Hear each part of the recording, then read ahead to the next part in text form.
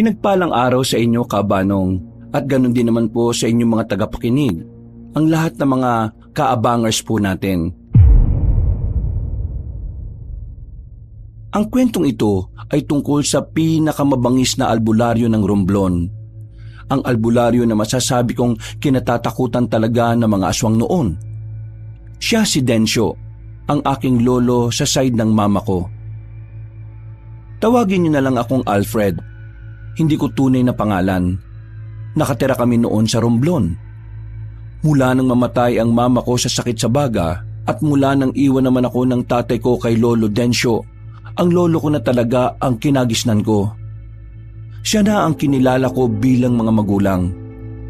Maayos naman ang buhay ko sa kanya. Kahit na hindi naman kami mayaman, hindi ko naramdaman na hirap kami sa buhay. May kinikita naman si lolo sa pag-aalbularyo niya. Kilala na rin naman kasi siya sa probinsya namin kasi ang dami na rin niyang natulungan. Saan ka na naman nanggaling, Alfred? Diyan lang po, Lo. Anong dyan lang? Tingnan mo yung sinaing mo rito, Kung hindi ko pa napansin, baka mamaya kumain na tayo ng sunog. Ay, oo nga pala. Naku, pasensya na po, Lo. Saan ka nga ba galing? Yun ang tanong ko. O no, sa bilyaran lang. Tinalo ko lang naman yung mga mahihinang nilalang. Halika rito.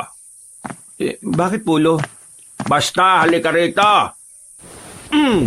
Rico, Nakakurot naman to. Umayos ka, Alfred, Nainis na ako sa ugali mo. Pinababayaan mo yung sinasahin mo rito para lang sa bilyar-bilyar na yan. Batuin kita ng marmol na bola doon Lo, kalma.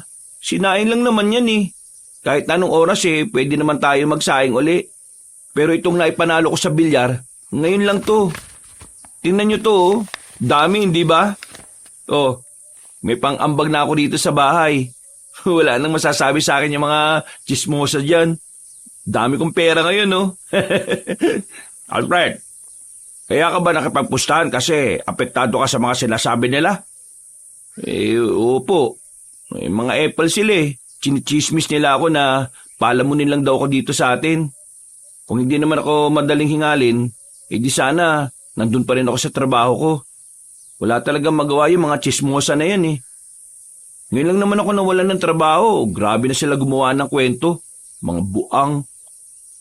Alfred, hindi kita tinitingnan na pabigat dito sa bahay. Alam ko ang kondisyon mo. At kilala naman kita. Mas ako nga ang nakakilala sa'yo kaysa sa ibang tao Kaya, wag mo nang isipin yung sinasabi ng mga ibang tao dyan. Hindi kasi ako sanay Dati naman kasi hindi sila ganun sa akin. Alam mo, Alfred, ganun talaga ang ibang tao. Kapag may pakinabang ka, okay ka sa kanila. Kapag wala ka ng pakinabang, sisiraan ka na. Pero ang pamilya mo, hindi gagawin yun sa'yo. Kaya nga, Lo, noong may trabaho akong matino, panay ang utang sa akin ng chismosang yun Tapos ngayon ako na yung pulutan nila sa usapan. Basta ikaw, huwag ka na mag-isip ng kung ano-ano. Naintindihan mo ba ako? Opo, Lo. Huwag mong pansinin yung mga taong wala namang magandang may dudulot sa'yo. Lo, ano nga palang balita dun sa lalaking aswang na hinahanap mo nung nakaraan? Nahanap na namin ng mga tropa. Ano pong nangyari? Ano pa ba? Di pinatay namin. Aswang yun Baka makagawa pa ng hindi maganda yun sa mga tao. Mabuti nga't nalaman namin agad na may aswang sa kabilang baryo. Kung hindi, baka nakapagparami pa. Hindi na ba talaga mauubos yung mga aswang na yan? Malapit-lapit na. Nararamdaman ko na ang pagkatalo nila. Hinihintay na lang ang tamang pagkakataon. Bumuntong hininga na lang ako. Sanay na sanay naman ako sa usapang aswang, Kabanong. Bata pa lang naman kasi ako, yun na ang bukang bibig ng lolo ko. Habang nagkakamuwang ako, para bang naging normal na lang din sa akin ang tungkol sa mga aswang. Sa kabila ng pagiging exposed ko tungkol doon, Hindi pa naman ako nakakakita ng mga aswang. Basta alam ko lang ang itsura ng aswang base sa kwento sa akin ni Lolo. Mabilis na lumipas sa mga sandali. Sumapit na rin ang gabi. Pagkatapos namin kumain ni Lolo, ay nagpaalam na muna ako sa kanya. Sinabi kong dadalawin ko lang ang kaibigan ko. Pero ang totoo ay pupunta lang ako ulit sa bilyaran. Para kasing hindi ako makakatulog kapag hindi ako nakapaglaro sa gabi. O pre! Oh, nabuhay ka. Baliw, di naman ako namatay eh. Naging abala lang. Tapos na yung kontrata ko eh. 7 araw lang naman yun. Namiss mo ako, no? Ew, kadiri ka. Anong namiss? Pwe, chicks ka ba? Saan ba punta mo? Sa bilyaran. Peperahan ko lang yung mga mahihinang nila lang dun. Sama ka na lang sa akin, pre. Saan mo naman ba ako dadalin? Sa chill-chill na lugar. May pera ka ba dyan? Magre-relax lang naman tayo dun eh. O sige, libre ko. Marami akong pera ngayon. Hindi ako pwede. Mapapagalitan ako ni Lolo. Kapag ganitong gabi na, hindi na ako pwedeng lumayo-layo. Alam mo naman na hindi pa tapos yung problema sa mga aswang. Pambira. Aswang-aswang pa rin? Wala namang ganyan eh. Uy, sira ulo. Alam ko na alam mong meron. Kahit tatay mo naniniwala rin eh. Ang ibig kong sabihin, sa panahon natin ngayon, wala nang aswang. Kung noon, oo, meron. Pero ngayon, malabo na yan, pre. Nitong nakaraan nga lang eh, may napas lang na aswang sila Lolo. Lalaking aswang. Kaya anong sinasabi mong wala na mga aswang? Palibasa, puro pambababae yung ginagawa mo eh. Nagtatrabaho ka siguro ng ilang araw para lang may pambabae ka eh, no? Galing mo ah. Paano mo nalaman yon? Bata pa lang tayo, kilala na kita eh. Diyos ko, baka nga yung pose kapag nilagyan ng palda babyrain mo rin eh. Uy, grabe ka naman sa akin. Hindi naman ako ganyang kahayok, no? O sige na, pumunta ka na kung saan ka pupunta. Magbibilyar na ako. Sige, sama na lang ako sa'yo. Boring kapag wala akong kasama eh. Alam mo, para matuwa ako sa'yo, ikaw na lang ang pumusta sa akin. Yung pera mo, gagawin kong pera ko. Ha? Yung pera mo, pararamihin natin. We, sigurado ka dyan? Baka naman mamaya hindi ka naman pala marunong. Yan ang napapala mo nang mawala ka ng 1 linggo eh. Hindi mo na alam kung gaano ako kagaling. Inakbayan ko na lamang si Francis at saka naglakad na rin kami. Sabik na akong may pakita sa kanya kung gaano ako kagaling. Pagdating namin sa bilyaran, merong kaagad akong nakalaban. Pumila-pila pa talaga sila pero hindi naman magagaling. Kaya wala pang 1 oras, pumaldo na kaagad kami ni Francis. Pero meron pang isang humabol sa akin na isang lalaki. Kinalaban niya ako. Pinagbigyan ko naman kasi unang tingin ko sa kanya para siyang hindi marunong. Parang batang nagmamarunong lang. Pero nagulat kaming lahat nang ipakita niya ang galing niya. Nakadalawang laro kami. Hindi ko na pinalagan pagkatapos. Nararamdaman ko na kasing mauubos niya yung napanalunan namin. Napatingin ako ng maigi sa lalaki. Sa hindi malamang dahilan, meron akong naramdamang kakaiba sa kanya. Ang sabi pa ng iba, hindi naman daw talaga taga sa amin ang lalaking yun. Kaya medyo nagduda na ako. Nakita kasi ako ng mga sinyales sa lalaking yun. Uy, bakit ba natin sinusundan yung lalaking yan? Iba yung pakiramdam ko sa kanya eh. Pambira ka naman. Hindi mo lang matanggap na merong nakatapat sa'yo. Buang, wala akong pakialam kung natalo ko. Ano ba kasing problema mo sa lalaking yan? Pakiramdam ko kasi aswang siya. Diyos ko naman, pakiramdam mo lang naman pala eh. Wala ka namang ebidensya. Shh, ingay mo. Huwag ka na nga sumama kung marami kang sasabihin. Sige na, sasamahan na kita para malaman ko kung totoo nga ba yung sinasabi mo. Binilisan pa namin ang paglalakad hanggang sa makarating na kami sa sementeryo. Sa dulong bahagi kasi ng baryo namin ay naroon na ang libingan. Lumang sementeryo na yon kung tutuusin. Abandonado na rin. Wala nang nangangalaga. Madilim sa parting ito, Kabanong. Kahit na may poste ng ilaw kasi ay hindi naman malakas. Napatigil kami sa paglalakad nang mapagtantong wala na ang sinusundan namin. Kahit si Francis ay hindi na rin makapaniwala. Baka sa mukha niya ang pagtataka. Bigla na lang kasing naglaho yung lalaki. O, di ba tiningnan mo na? Nawala, di ba?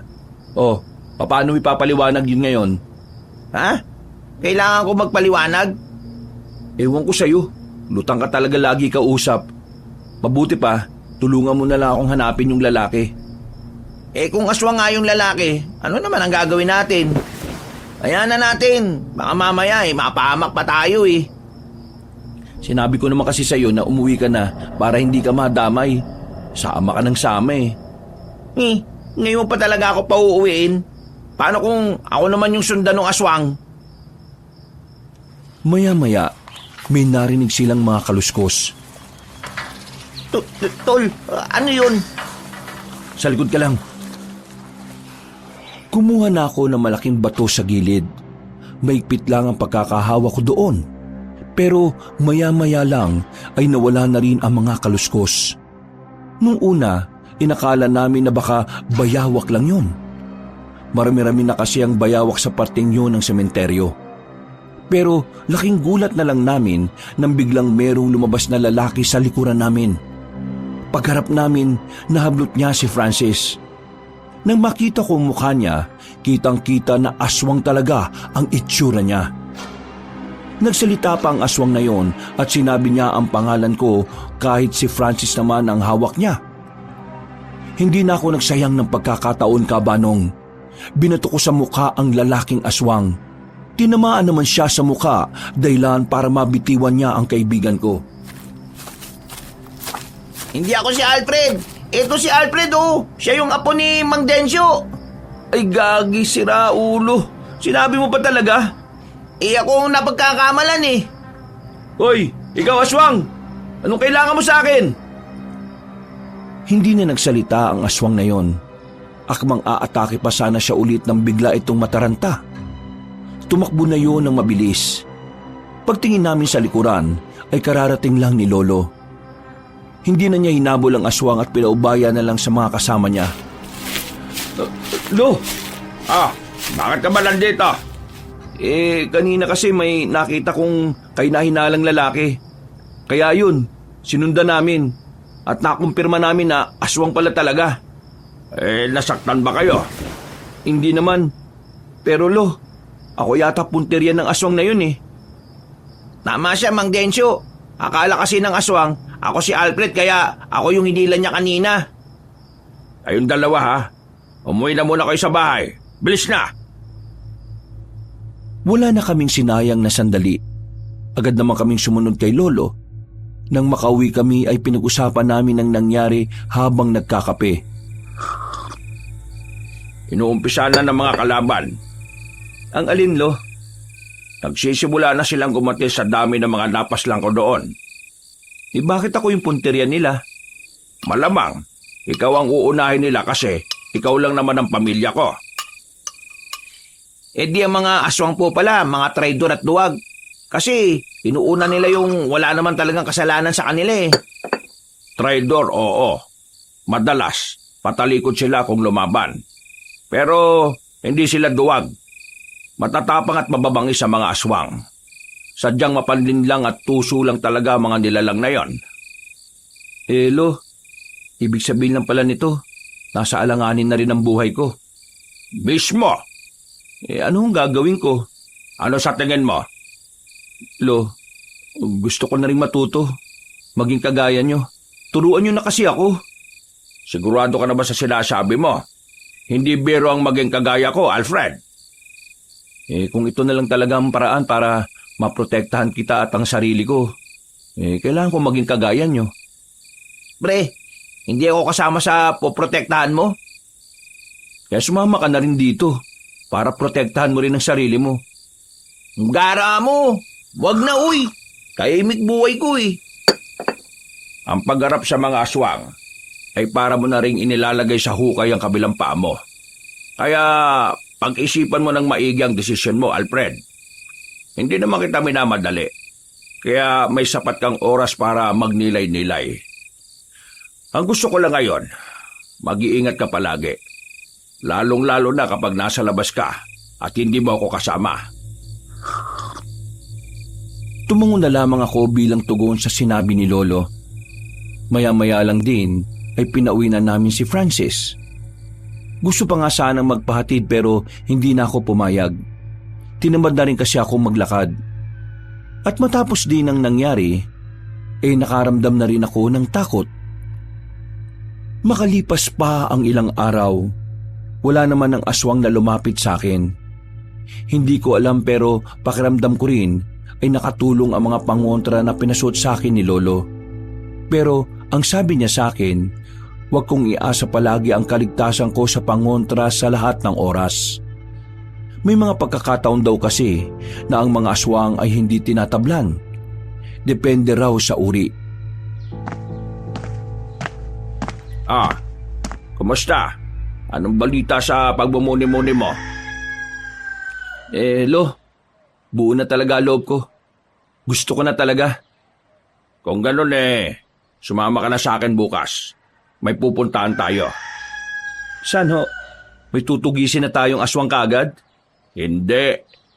Meron akong kakausapin na tao. Ayon sa nakarating na impormasyon sa akin, itong tao na ito maraming nalalaman tungkol sa mga aswang. Kaya kailangan kita.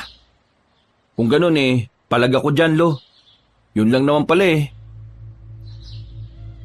Nung umagang yon, Kabanong, ay bigla na lang akong nasabik. Pakiramdam ko, masayang makisama kay Lolo. Hindi ko pa naiisip ang mga panganib na maaari naming harapin. Kaya para bang isa lang akong bata na tuwang-tuwa dahil meron kaming pupuntahan. Kinabukasan, maaga pa lang ay umalis na kami ng bahay. Pero hapon na kaming nakarating sa destinasyon namin. Ang dami pa rin kasi naming dinaanan. Puro sementado na mga bahay dito, Lo Kaya ang sabi nila, may mga kaya na daw mga nakatira dito. Kaya sementado lahat ng bahay. Yun ang sabi nila. Yung pupuntahan po ba natin, kilala nyo? Hindi ko kilala. Pero nababanggit na sa akin ng mga tropa. Sila kasi yung una kong pinapunta. Pero dahil hindi sila nagtagumpay na makakuha ng impormasyon, kinailangan ko ng kumilos. Mahalaga ang kahit na anong impormasyon tungkol sa mga aswang. Kaya hindi tayo dapat nagsasayang ng oras. Naglakad na rin kami papasok ng baryo. Napapatingin pa ako sa bawat madaraanan namin. Mukha namang normal ang mga naroon at wala akong nakitang aswang. Pagdating namin sa bandang gitna ng baryo, tumigil kami sa isang bahay na kulay puti. Malawak ang bakuran, malinis at maraming tanim na kung ano-ano. Eto na nga yun. Sandali lang, Lo. Baka mamaya may aso dyan, makagat ka pa. Aswang nga, ilang beses na akong kinagat, ayos lang Sa aso pa ba ako matatakot? Kumamot na lamang ako ng ulo. Ginalaw na rin kasi ni Lolo o nakasabit na maliit na kampana sa bakuran. Ilang sandali lang, isang matandang babae ang lumabas ng bahay.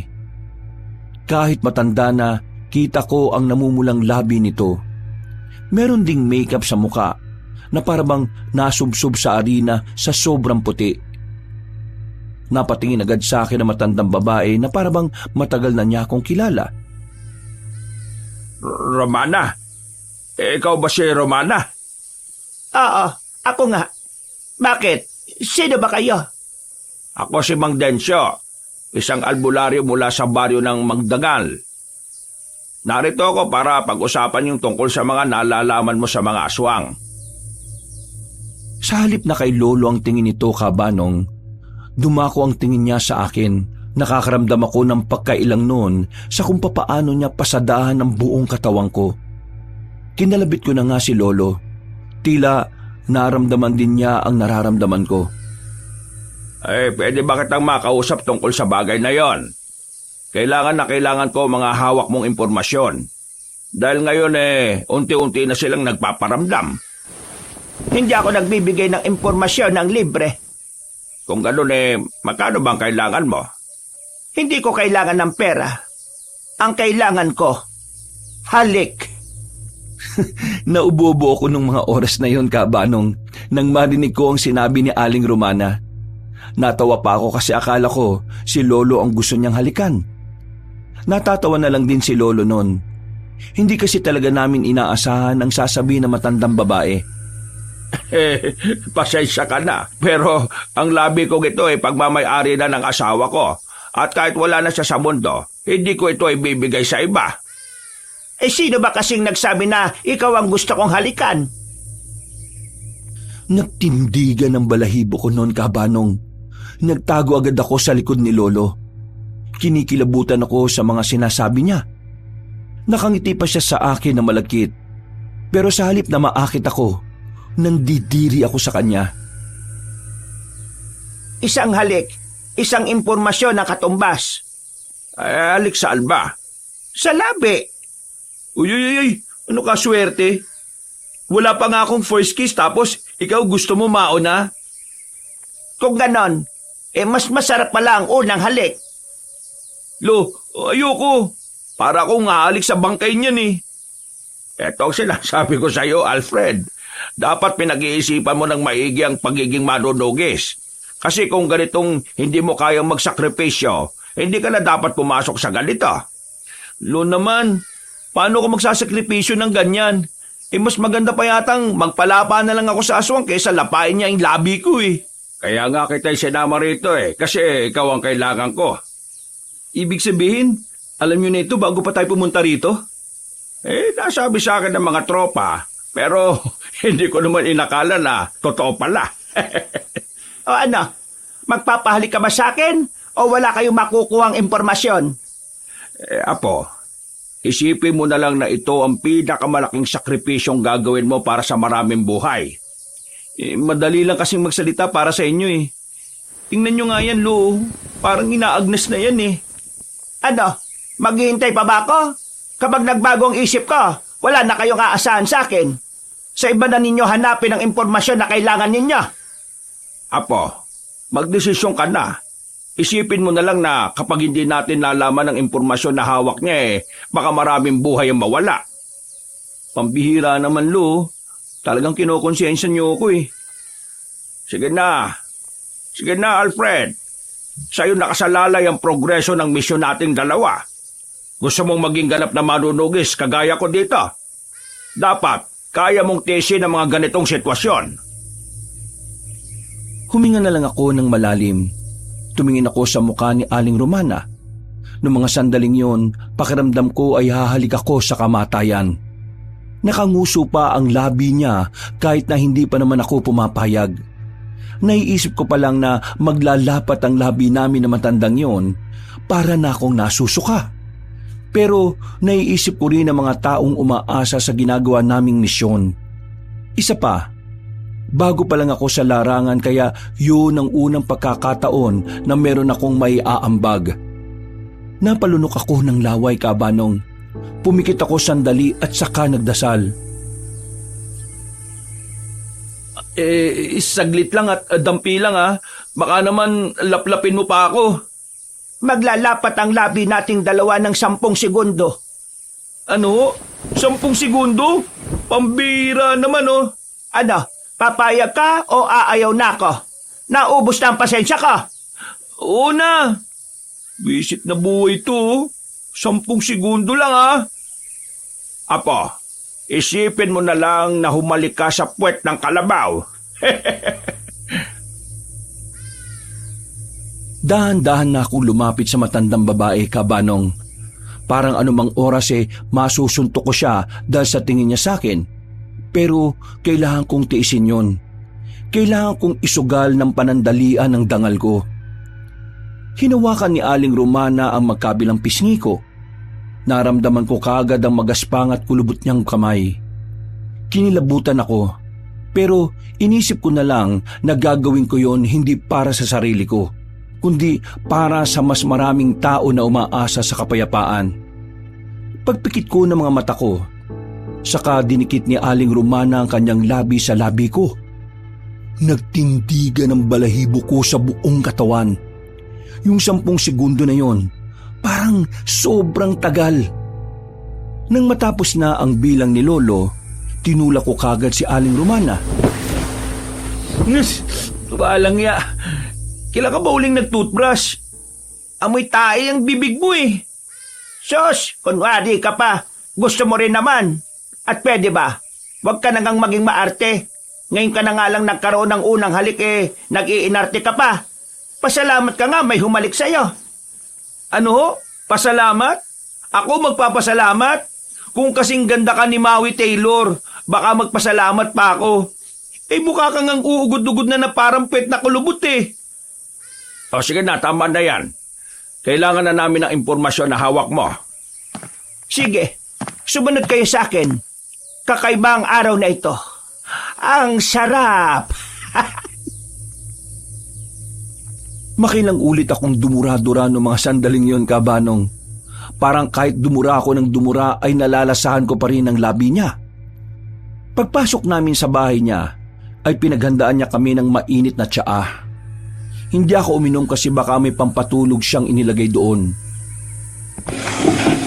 Anong nalalaman mo tungkol sa mga aswang?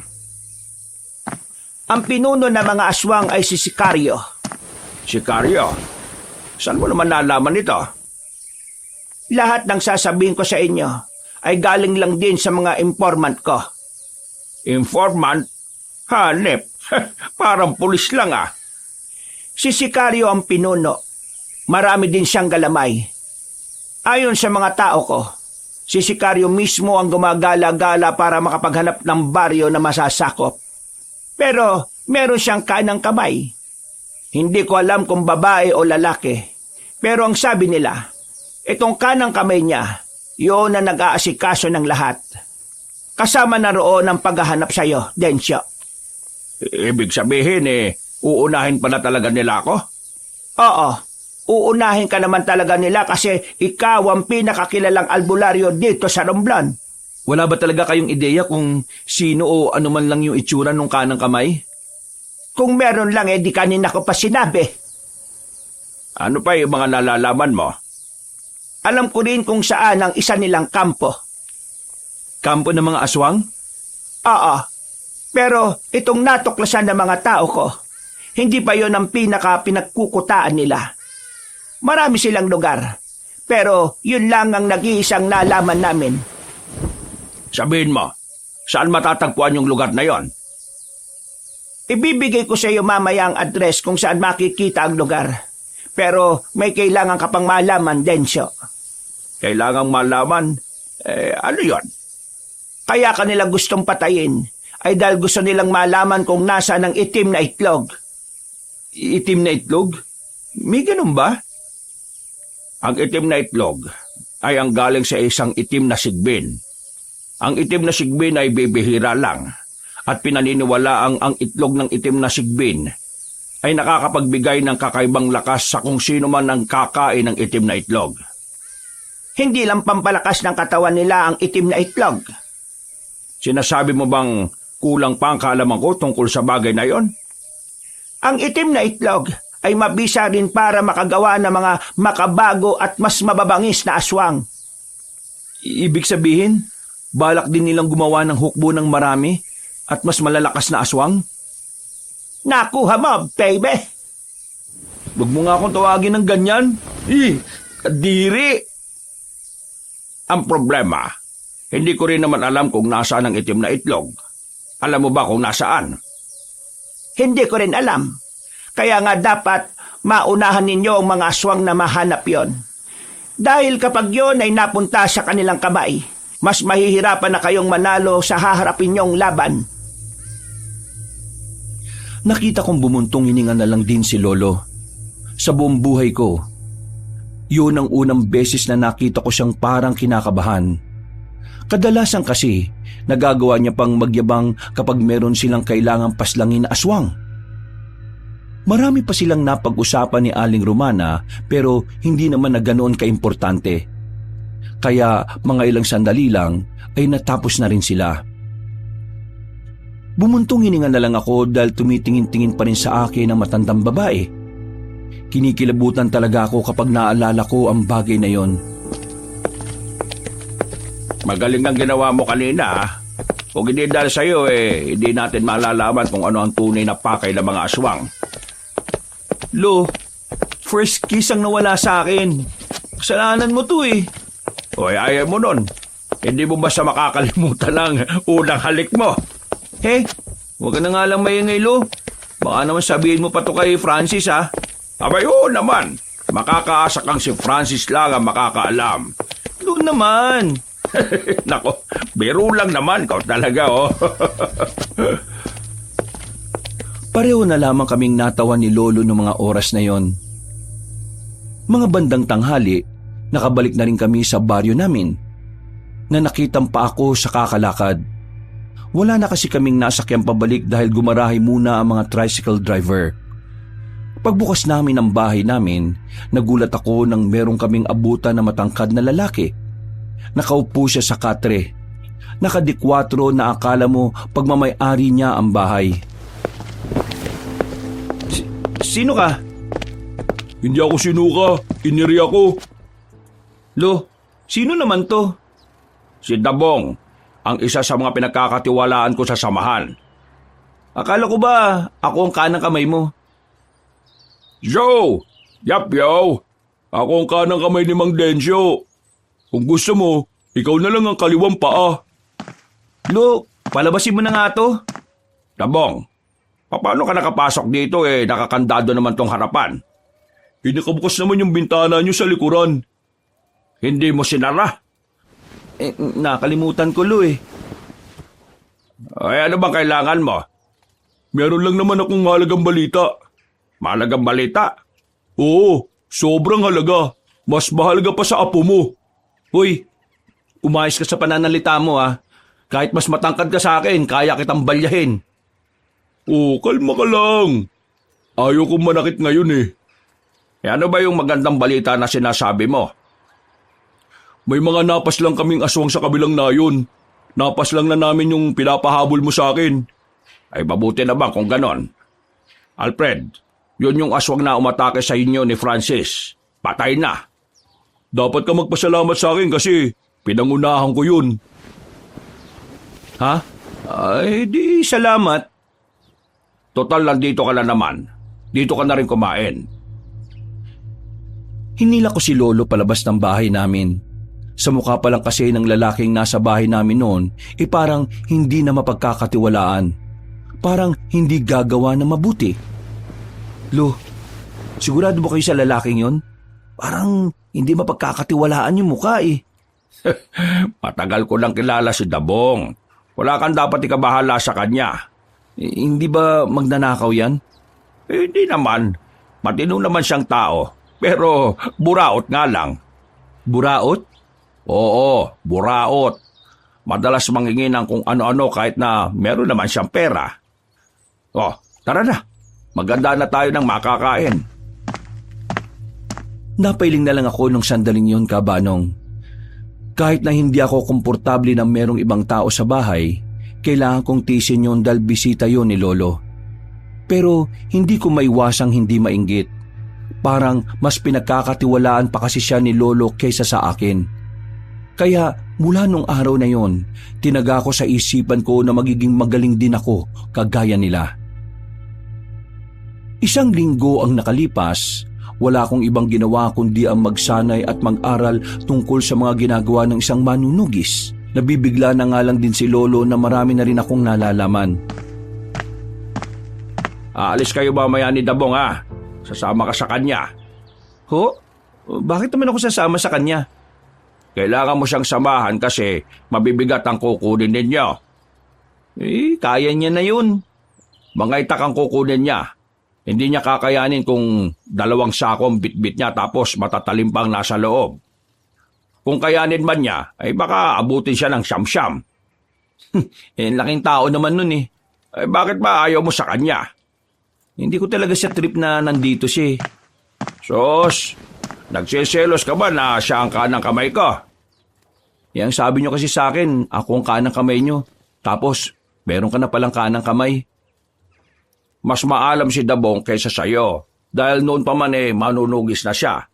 At ang mga taong maraming kalaman ang mas nagiging epektibo. E di, hindi pala ako epektibo. Hindi naman sa ganon. Ang sinasabi ko lang, marami-rami ka pang aaralin. Huwag kayong mag-alala, Lo. Papatunayan ko sa inyo na pwede mo rin akong maging kanang kamay. Masama ang loob ko nung oras na yon. Kaya bago pa humaba ang usapan, naisipan ko na lang na umalis. Pinuntahan ko na lang ang kaibigan kong si Francis. Wala rin naman kasi akong ganang magbilyar nung oras na yon. Anong sinabi mo? Hindi ka na paborito ng lolo mo? Para ka naman bata na nagmamaktol, pre. Anong parang batang nagmamaktol? Nakakainis kasi. Bigla-bigla na lang dumating yun sa buhay namin. Parang nasasapawan tuloy ako. Anong nasaasapawan? Magaling talaga siguro yung kaya hindi ka magawang pagkatiwalaan ng lolo mo. Huy, kaibigan ba talaga kita o hindi? Bakit parang hindi mo naman ako kinakampihan? Hindi naman kasi kalaban yung Dabong eh. Kakampi nyo siya. Pride mo lang talaga yung kalaban mo. Hindi mo matanggap na may mas magaling sa'yo. Hindi mo matanggap na mas sumahanga ang lolo mo ron kaysa sa'yo. Pero pre sa halip na tinuturing mo siyang kakompetensya, ituring mo siyang kakampi. Kasi wala kayong matatapos sa trabaho kung kalaban ang tingin mo sa kanya na dapat kaibigan. Ay nako, ewan ko sa'yo. Basta, hindi lang talaga siguro ako sanay na merong ibang napapansin ng lolo ko. Bumuntong hininga na lamang ako. Naiintindihan ko naman ang punto ni Francis. Totoo naman ang mga sinabi niya. Pero sadyang mahirap lang talaga sigurong tanggapin ang katotohanang hindi sa lahat ng oras ay tayo ang magaling. Matapos namin mag-usap ni Francis, kahit na papaano ay nalinawan ako. Naging kalmado na rin ang utak ko. Bandang hapon naman, dumating si Dabong. Sa labas pa lang, nakikita ko na kagad ang nakakairita niyang mukha. Oh, Alfred! Magsapatos ka na, aalis na tayo. Bakit kailangan magsapatos? Ikaw nga nakatsinelas lang. Magsapatos ka para mukha kang lihito mong runner. Tatakbo kapag nagkagulo. Lo, pagsabihan mo nga to. Ay, haba na yan. Ang mabuti pa umalis na kayo. Kailangan na mamayang gabi ang mga itak para maibigay na sa iba natin mga kasama. Di tara na. Baka mamaya abutan pa tayo ng ulan. Bumuntong hininga na lang ako ng mga sandaling yon. Hindi ko na lang pinansin ang mga sinabi niya. Nang makasakay na kami ay tumingin na lang ako sa malayo kahit na daldal siya ng daldal. Halos 1 oras din ang biyahe namin. Hindi naman sobrang layo pero bumagal lang kami dahil sa malulubak naming nadaraanan. Oh, nandito na tayo. Anong lugar to? Baryo to ng San Isidro. Dito talaga kinukuha yung mga dekalidad na mga itak. Akala ko ba sa bayan? Bayan? Baryong natatandaan kong sinabi ni Mang Densyo. Bungol ka talaga. Ay naku, dami pang satsat. Tara na nga. Nauna na akong naglakad papasok sa baryong yon. Pero bigla ko na lang nakabanggaan ng isang babae. Muntikan pa siyang matumba. Pero buti na lang ay nasalo siya kagad ni Dabong. Ayos ka lang ba, miss? Pasensya ka na sa kasama ko, ha? Kasi hindi gumagana yata yung mata niya Ayos lang ako. Kasalanan ko rin naman kasi hindi ako tumitingin sa dinaraanan ko. Buti na lang alam mo. Pasensya na talaga Hindi mo kailangang humingi ng pasensya, miss. Kasalanan yun na kasama ko dahil siya ang... Hoy, huwag kang pasikat. Nakakita ka lang ng babae, nagiging makata ka na. Makata naman talaga ako Makata ang puso ko sa mga kababaihan na kagaya niya. Kung ikaw, hindi ko kagaya, marahil ay isa kang taksil na... Huwag na kayo mag-away. Magkapatid kayo. Dapat magmahalan kayo. Ha? Sa mukha niyang yan, Iisipin mo magkapatid kami? Ikaw yata bulag, miss eh. Hindi ba kayo magkapatid? Malabong magkaroon ako ng kapatid na mahina, no? Kung kanina ka pa umalis, miss, eh di sana tapos na usapan. Huwag mo siyang intindihin, Binibini. Ako ang tingnan mo. Nais kong malaman ang iyong pangalan. Ano ang pangalan ng isang kagaya mo? Rizal? Rizal ang pangalan ko. Dabong naman ang aking pangalan. Isang pangalan na nagmula sa pinakamabangis na mandirigma ng Norte. Bida-bida, mayabang, papansin. O sige na, aalis na ako. Pasensya na ulit kung hindi ako nakatingin kasalanan ko. Teka, sandali. Bakit? Maari mo bang ituro sa amin kung saan ang bahay ni Mang Tokek? Hindi ko siya kilala eh. Bago lang din kasi ako dito sa baryong to. Ganun ba, Binibini? Walang problema. Ako na ang bahala. Ngumiti na sa amin ang malapad ang babae. Aminado kong maganda talaga siya. Maputi, makinis ang balat. Parang hindi man lang tinatabla ng tigyawat ang muka. Nang maglakad na yun papalayo, napansin naman namin ang magandang hubog ng katawan nun. Parang asong naglalaway naman si Dabong habang pinagmamasdan ng babae na papalayo. Hindi pa siya matatauhan kung hindi ko tatapikin ng malakas sa balikat. Uy, kung makatapik ka naman sa balikat ko, parang close tayong dalawa. Para ka kasing asong baliw dyan eh. Nauna na ako naglakad at hindi ko na siya hinintay pa. Sumunod din naman siya kaagad. Mga ilang sandali lang, nakita na rin namin ang bahay na matandang si Tokek. Paglapit namin doon, ay tumingin pa siya sa amin ng seryoso. Pinasadaan niya kami mula ulo hanggang paa. Pinadala kami rito ni Mang Densyo para kunin yung mga itak na binili ng samahan namin. Tumingin na masama sa amin na matanda. Pero sinenyasan niya lang kami na sumunod. Dinala niya kami sa maliit na warehouse. Nakalatag na sa mahabang lamesa ang mga bagong gawang itak. Meron pang mga disenyo sa hawakan. Palima kong namangha sa mga nakikita ko. Yung kasi ang unang beses na nakakita ko ng ganong karaming itak. Yan lahat ang gagamitin ng mga kasama natin sa pakikipaglaban. Bakit kailangan bumili? Wala na ba yung mga lumang itak? Taon-taon kailangan palitan ng mga lumang itak. Kasi mga bago, idinadaan pa sila sa mga ritual para mas maging epektibong panlaban sa mga masasamang nilalang. Ritual? Ano mangyayari? Magkakaroon ng kapangyarihan? Bakit ka natatawa sa kapangyarihan? Hindi mo ba alam na si Mang Densyo may kapangyarihan? Ha? Kapangyarihan? Ang pinagsasabi mo? Wala ka pala talagang alam no? Anong kapangyarihan ni Lolo? Mas maganda sana ikaw na lang ang magtanong sa kanya. Wala akong karapatan na sabihin sa'yo kung ano man yun. Lumapit na lamang si Dabong sa mga itak, habang ako naman naiwang nakatayo habang napapaisip. Nung oras na yon, pakiramdam ko naman ay nagsasabi ng totoo si Dabong tungkol sa kapangyarihan ni Lolo. Unang beses ko lang kasing nakitang mukha niya na seryoso. Parang yun din ang unang pagkakataon na may nasabi siyang matino. Matapos naming usisain ang mga itak, ay agad na rin naming binalot isa-isa ng tela. Inilagay namin sa mga sako. Nang magkaabutan na ng kabuuang bayad ay umalis na rin kami. Habang nasa biyahe, tahimik lang si Dabong. Nang makabalik naman na kami sa baryo, sa bahay namin mismo ibinagsak ang mga bagong itak. Wala si Lolo nung oras na yon, kaya kami na lang muna ang nagsalansan. Pagsapit ng gabi, dumating ang mga manunugis mula sa iba't ibang baryo. Dito na nagsimulang ipamigay ni Lolo ang mga itak. Habang ako, hindi ko alam kung bakit wala akong natanggap noon. Sige na mga kasama, makakauwi na kayo. Ipapatawag ko na lang kayo kapag may mga dapat pa tayong pag-usapan. Naglakad na rin paalis ang ibang manunugis. Gabi na sila natapos sa pag-uusap, habang ako nagmumukmuk lang sa loob ng bahay.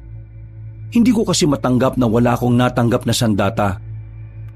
Halos lahat meron, pero ako, hindi man lang ako naalala ni Lolo.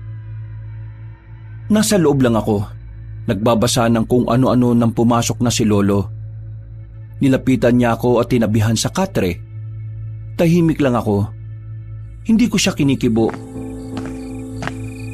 Alam ko kung bakit ka tahimik. Iniisip mo ba kung bakit hindi kita binigyan ng sandata? Tinigil ko sandali ang ginagawa ko. Tumingin ako sa kanya ng seryoso. Napansin ko na medyo natatawa siya. Kaya mas lalo kong nainis. Tumayo ako sa harapan niya at binitiwan ng libro. Anong nakakatawa, Lo? Napapansin ko, parang wala ka namang pakialam sa akin eh. Ginagawa ko makakaya ko para maging kagaya nyo. Pero ngayon, pinagmumukha nyo akong tanga. Hintay ako ng hintay, pero wala naman pala ako napala. Naiintindihan kita. Pero bago ka magalit sa akin, sumunod ka muna sa akin. Oh, saan naman tayo pupunta? Basta, sumunod ka sa akin para maintindihan mo kung bakit hindi kita binigyan ng sandata kanina. Dahil sa kuryosidad, sinundan ko na lang si Lolo. Naglakad kami noon patungo sa dulo ng baryo kung saan naroon ang abandonadong sementeryo. Habang nadadaanan namin ang mga lumang puntod at nicho, hindi ko maiwasang hindi mawirduhan kay Lolo. Hindi kasi siya nagsasalita. Tahimik lang habang nakatingin sa dinaraanan namin. At parang hindi niya rin ako naririnig. Ilang sandali pa, tumigil na kami sa harapan ng isang malaking puntod. Naunang naglakad si Lolo patungo sa likuran nun. Ako naman ay nakatigil lang. Lo, anong gagawin niyo dyan? Sumama ka na lang kung gusto mong malaman. Papasok ka sa nichong yan? Ano bang meron sa likod niyan? Ang kulit mo. Sumama ka na nga lang. Napapailing na lang ako. Kahit na nahihiwagaan na ako noong mga oras na yon, ay sinundan ko na lang din siya. Pagtingin ko sa likuran ng nicho, may nakita akong maliit na pinto doon. Hindi ko inakala na meron palang daan doon pababa. Namangha ako, kasi sa mga pelikula ko lang nakikita mga ganon. Pagbaba namin doon, may sinindihan lang si Lolo na malaking gasera. Bumungad sa akin ang tila isang kwarto na maraming nakasabit na sandata sa mga pader. Naroon din ang ibang kasuotan na parang ginamit pa ng mga sinaunang Pilipino. Hindi ko inakala na may ganito ka palang tinatago, Lo. Mula pagkabata ko, wala kang nasabi na ganito ah. Marami akong hindi sinasabi sa iyo noon dahil wala ka pa sa tamang edad. Bakit ngayon? Kaya niyo ba to sinasabi sa akin kasi tingin niyo nasa tamang edad na ako?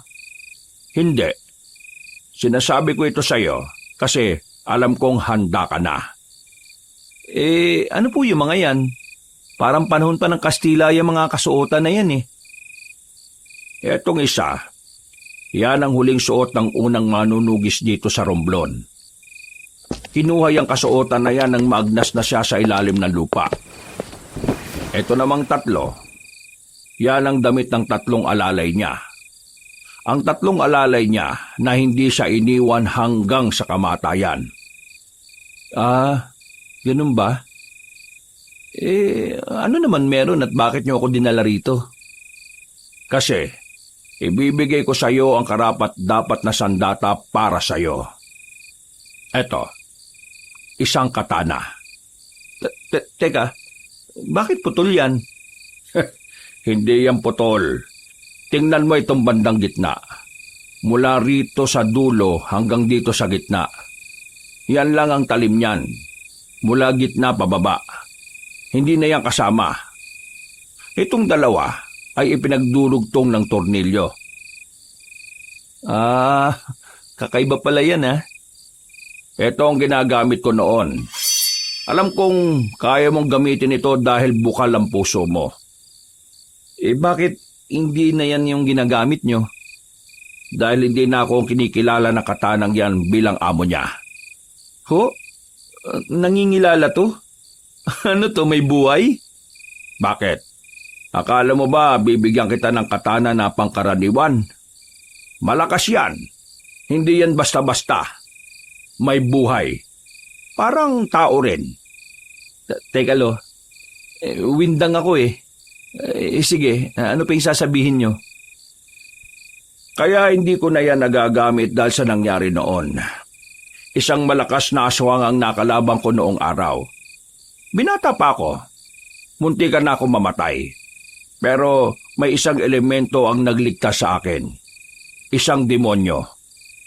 Dahil iniligtas niya ako, parang naging utang ko ang buhay ko sa kanya. Bilang kabayaran, para makaalis siya sa pagkakakulong sa isang matandang puno, pumasok siya sa katawan ko. Ano ho? Ibig sabihin, may demonyo sa katawan nyo? Oo, pero ang demonyong nasa loob ng katawan ko ay hindi naman masama. Ano? Teka. Nalalabuan ako eh. Demonyong hindi masama? Ano yun? Meron ba nun? Ibig kong sabihin, dati siyang anghel na naging demonyo dahil sa sumpa ng mga bathala. Ang demonyong nasa loob ko ay parang naging gabay ko na rin sa paglipas ng panahon. Ilang beses na akong naging alo, pero ilang beses din akong nabuhay. Lahat ng iyon dahil sa kanya. Para ka palang immortal eh, no? Ayos naman pala yan, lo. Pero meron din naman itong masamang epekto. Naku naman. Ano naman yun? Kung minsan, nararamdaman ko na lang na parang may mga gusto kong gawin. Mga bagay na hindi magagawa ng isang normal na tao. Kagaya na lang ng pumatay. Akala ko ba dating anghel yung demonyo na nasa katawan nyo? Oo, pero dahil naging demonyo na siya, mas lamang ang kasamaan sa kanya.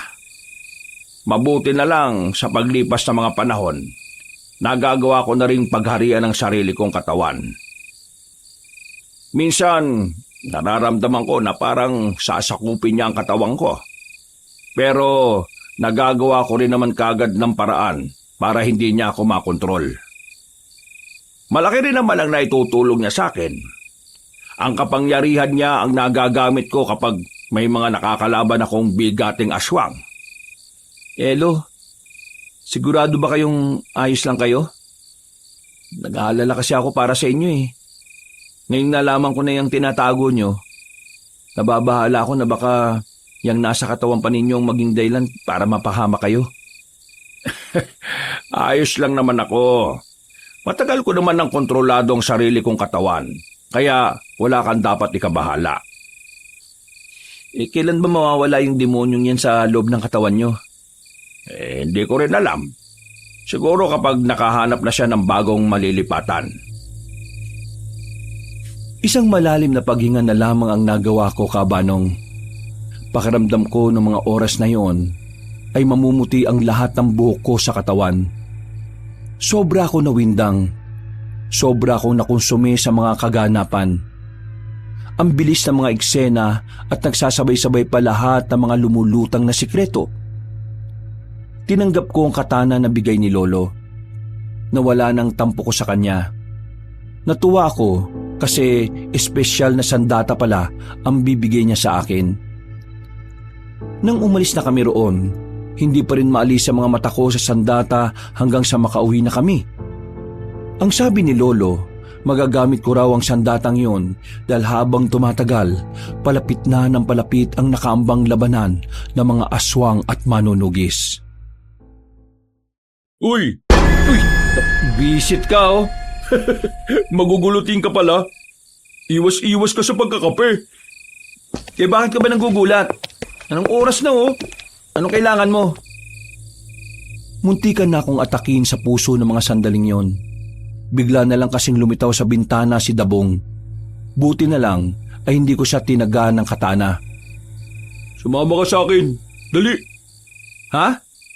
Meron ako namataan na aswang sa isang liblib na lugar kung saan may nakatirik na bahay. Sumama ka para masubukan natin lahat ng ininsayo mo at para masubukan natin yung katana mo. Ayoko.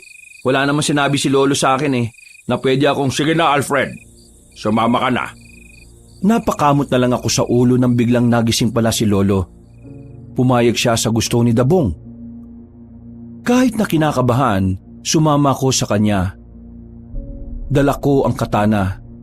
Magkahalong pagkasabik at pangamba ang nararamdaman ko. Kahit kasi nag-iinsayo at nag-aral na ako ng ilang araw, hindi ko rin pwedeng ikaila na iba rin talaga kapag marami ng karanasan. Ganyan na ganyan din ang pakiramdam ko nung unang beses akong isinama ni Mang Densyo. Kinakabahan. Pero kapag nasa labanan ka na, mawawala rin yan. Sabihin mo nga sa akin, anong klase makipaglaban si Lolo? Baka kapag nakita mo, humanga ka lalo. Kahit na may edad na lolo mo, sobrang galing, sobrang bilis. Dahil nga sa kapangyarihan na meron sa katawan niya. Hindi siya magawang tamaan ng mga aswang eh. Maliban na lang kapag malakas din yung kalaban niya. Gusto ko rin maging kagaya ni Lolo. Bukod sa gusto mong maging kagaya niya, may mas malalim ka bang dahilan? Kaya mo ginustong maging manunugis? Hindi ko alam. Basta sa ngayon, gusto ko maging kagaya niya. Kung gusto mong maging kasing galing niya ng mas mabilis, dapat alam mo ang pinakadahilan kung bakit gusto mong maging manunugis. Kasi, yun din ang ginawa ni Mang Densyo. Kaya siya kinilala bilang pinakamabangis na birador ng aswang.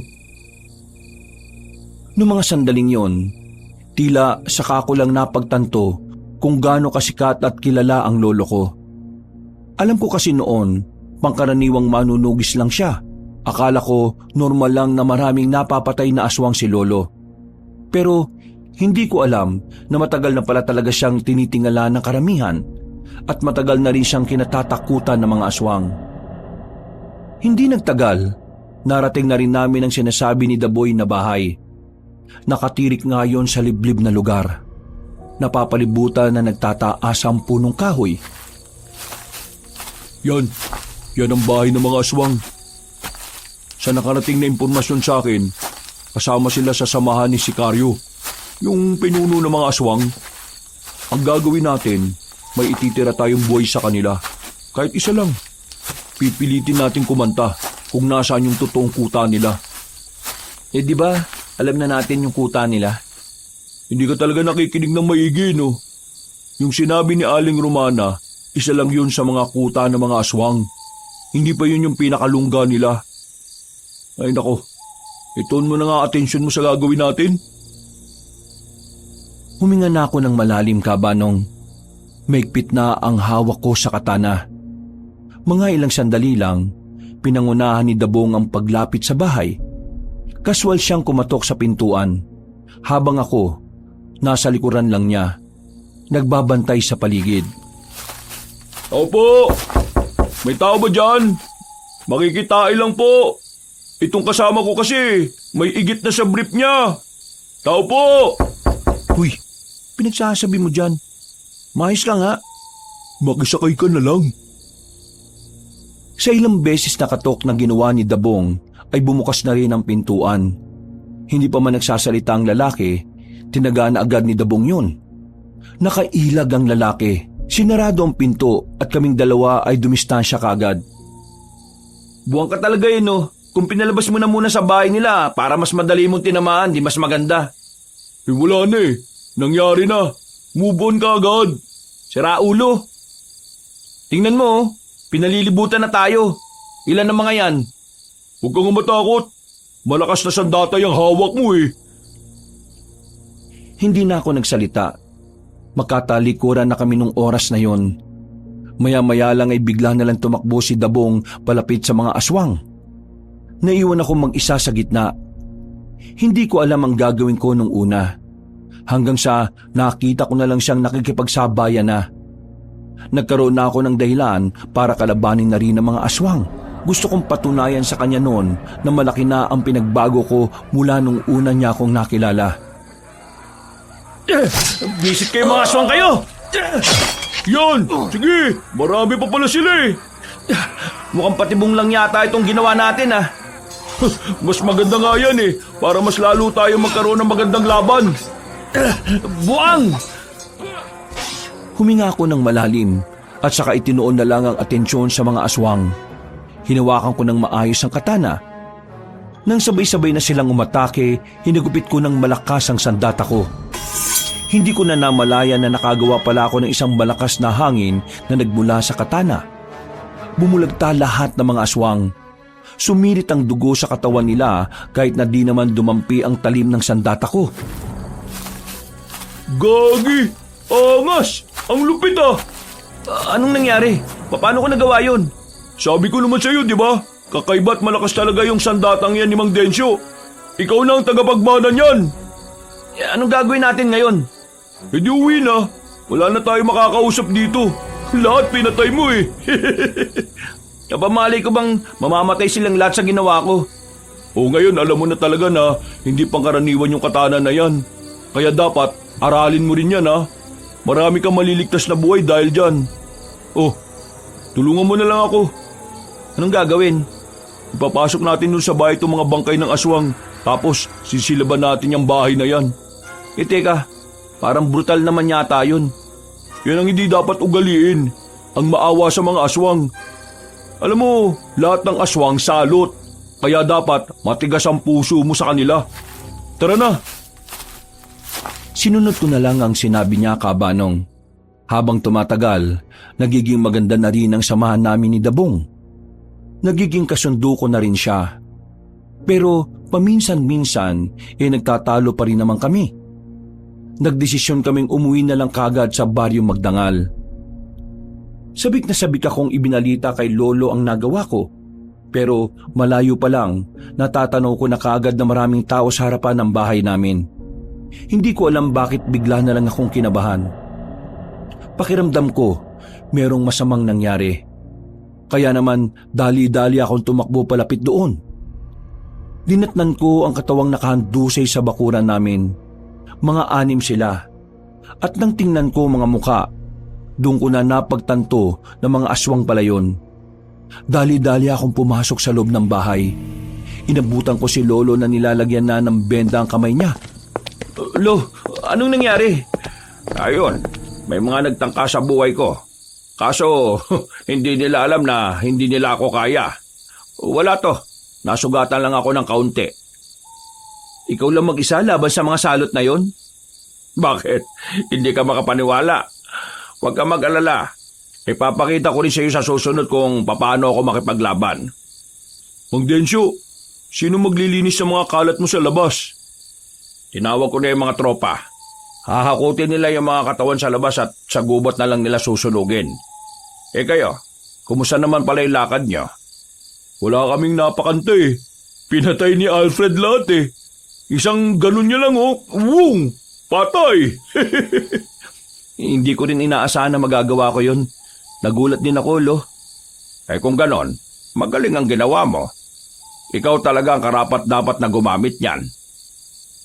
Ano na mangyayari? Ano nang susunod natin gagawin? Maganda na kayo.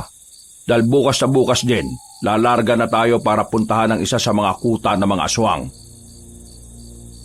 Mga ilang sandali lang, dumating na rin ang mga kukuha ng bangkay ng mga aswang. Nakapagpahinga na rin kami noong mga oras na yon. Habang nakasandal ako sa dingding, napatingin na lang ako sa tako sa gilid. Ang tako na palagi kong ginagamit sa bilyar. Mula kasi na maging manunugis na ako, hindi na ako nakakapaglaro. Para kasing wala na akong ibang iniisip kundi ang mga aswang. Kinabukasan ng umaga, inutusan ako ni Lolo na mamili ng mga prutas na pwedeng ibaon sa paglusob namin. Habang nasa palengke ako, hindi ko inaasahan ang babaeng nakita namin sa isang baryo. Si Rosal. Hindi ko alam kung ano ang ginagawa niya sa baryo namin. Basta nakita ko na lang na meron siyang daladala na kung ano. Hindi ko na sana papansinin pero bigla niya akong hinarang. Uy, di ba ikaw yung kasama ni Dabong? Ano naman? Dito ka ba nakatira? Oo, bakit? Dito rin ako nakatira eh. Akala ko doon ka nakatira sa baryo kung saan ka namin nakita. Lumipat na kasi ako dito. Saan ka pala pupunta? Wala ka na ron. Ang sungit mo naman. Huwag mo kong kausapin. Hindi kita kilala. Hindi ba pwedeng maging magkaibigan tayo? Nagulat na lang ako nang bigla niya akong hawakan sa dibdib. Napatingin ako sa mga mata niya. Makahulugan ang tingin niya sa akin. Mabilis ang mga pangyayari, Kabanong. Naramdaman ko na lang na makalapat na ang labi namin. At para bang wala na akong pakialam sa paligid. Nung oras na yon, nawala na ako sa sarili ko. Naging sunod-sunuran ako sa kanya. Hawak niya ang kamay ko habang naglalakad kami. Saka lang ako natauhan ng may maapakan akong matulis. Nasugatan ng paa ko. Pagtingin ko sa paligid, nasa kagubatan na kami. Agad akong lumayo sa kanya. Nagtataka, nababahala. Sinuyod ko ng tingin ang paligid. Hindi pamilyar sa akin ang buong lugar. Kinuha ko ang sanga at tinutok sa kanya. Ano ginawa mo sa akin? Sino ka? Paano mo ako dinala rito nang hindi ko namamalayan? Ha?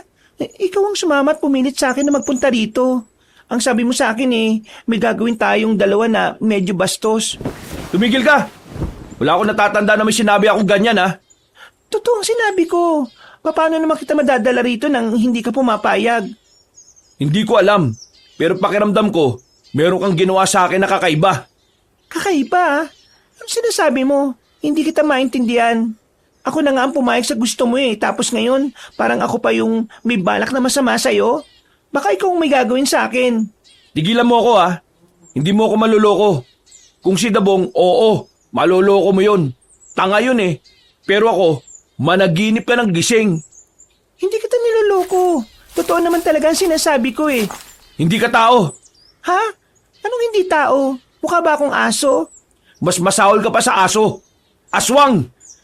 Alfred, ayos ka lang ba? Yun mga naiisip mo, hindi na normal Paano mo nalaman ang pangalan ko? Ha? Sinabi sa akin Wala siyang sinasabi sa'yo. Ha? Meron Isa ka siguro sa mga pinadala ni Sicario para patayin ako, no? Napabaliw ka na yata. Hindi ko na pinatapos ang sasabihin niya nang hagupitin ko siya ng hawak kong sanga. Dahil matalim ang bandang dulo noon ay nasugatan ko siya sa muka. Dito ko na nakita kung papaanong nagbago ang reaksyon ng kanya muka. O di ba tama ako? Hindi ka tao? Isa kang aswang? Ginagawa ko lahat para walang masaktan ngayon. Pero ikaw ang nagtulak sa akin na gawin ito. O bakit? Tingin mo naman matatakot ako sa'yo? Oo, dapat ka matakot kasi wala kang dalang kahit na anong armas. Noong mga oras na yon, Kabanong, ay saka ko lang napagtanto na ang tanging magagawa ko lang sa kanya noon ay sapakin siya sa muka. Hindi ko dala ang katana ko. Naalala ko na bibili lang pala sana ako sa palengke noon. Humigpit ang hawak ko sa sanga. Kahit na alam kong wala rin namang magagawa ang sanga na yon, hindi pa rin ako nagpakita ng kawalan ng pag-asa. Ano naman? Kung ano man ang binabalak mo sa akin, hindi ko hayaang magawa mo yun. Nang ganun-ganun na lang. Sige, tingnan natin kung kakayanin mo ang gagawin ko sa'yo. Biglang nagbagong itsura ng pagmumukha niya. Nawala ng kagandahan nito. Kumulubot ang mukha nito. Dumami rin ang balahibo nitong itim sa katawan.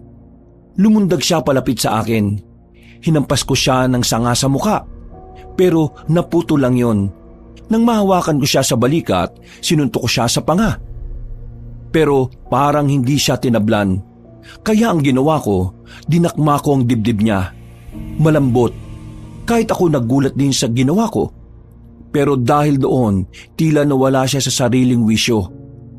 Sinamantala ko ang pagkakataon kaya tinusok ko ang mga mata niya gamit ang daliri ko. Batid kong wala akong magiging laban sa kanya. Kaya noong mga oras na yon, mas pinili ko na lang na tumakbo. Nilakihan ko ang bawat takbang ko. Pero sadyang mabilis ang babaeng aswang. Agad niya akong nasundan at naharangan. Kahit pipikit-pikit ang mga mata niya, ay malakas naman ang kanyang pakiramdam. Talagang ginagalit mo ako, ha? Subukan mo lumapit. Dadakmain ko ulit yan. Bago mo matakma to, datakmain ko rin yung mukha mo. Oh, baka nakakalimutan mo. Bawal mo akong patayin, di ba? Gusto ng pinuno nyo na bihagin lang ako para gamitin laban sa lolo ko. Oh, alam ko, no? Ganon ang plano ninyo. Sa sinabi kong yon, ay tila kumalma siya ng bahagya. Napagtanto niya rin siguro na hindi niya ako pwedeng panggigilan. Kaya naman kumuha na naman ako ng pagkakataon. Dinampot ko ang lupa sa gilid. Paghawak ko, naramdaman kong may malambot. Wala na akong pakialam kung may tae yun ng baka. Binato ko sa kanya at agad din namang lumapat sa mukha niya. Gigil na naman siya sa akin. Sa puntong yon ay nakatakbo na naman ako. Buong akala ko ay makakatakas na ako dahil nakarating na ako sa kalsada. Pero pagtingin ko roon, hindi rin ako pamilyar sa kalsadang yon. Wisit naman talaga to. Nasaan na ba talaga ako? Mas madali niya akong makikita kapag nasa kalye ako. Kaya bumalik ako sa kagubatan. Nagtago na muna ako sa mga puno. Nagpahinga ako saglit dahil hingal na rin ako sa kakatakbo. Hindi nagtagal, nakita ko na siya ulit. Parang naamoy niya talaga kung nasaan ako. Tumingin ako sa gilid-gilid para maghanap ulit ng pwedeng ipamprotekta sa sarili ko. Ang kaso nga lang, mga tae na naman ng kalabaw ang nakita ko sa gilid. Wala na akong choice. Kailangan kong gamitin yon para makaligtas ako. Nang makalapit na siya sa akin, dinakot ko ng 2 kamay ang dumi ng baka at saka sinampal ko sa mukha niya. Pakiramdam ko noon, sirang-sira na ang utak niya sa sobrang asar. Sobrang epektibo kasi noon dahil diring-diri siya. Natatawa nga ako noon dahil yun ang unang beses na nakakita ako ng aswang na sobrang arte. Wala namang gaanong amoy ang dumi ng baka dahil damo o dahon lang naman ang kinakain ng baka. Yan! Namnamin mo yan, buwisit ka! Habang hindi siya makagalaw dahil sa hilamos na ebak, dali-dali naman akong tumakbo. Bumalik na ako sa kalye. Sa sobrang pagnanais ko na makalayo kagad doon, hindi ko na nararamdaman ang sugat ko sa paa. Makalipas lang ang ilang sandali, tuluyan na rin akong nakalayo.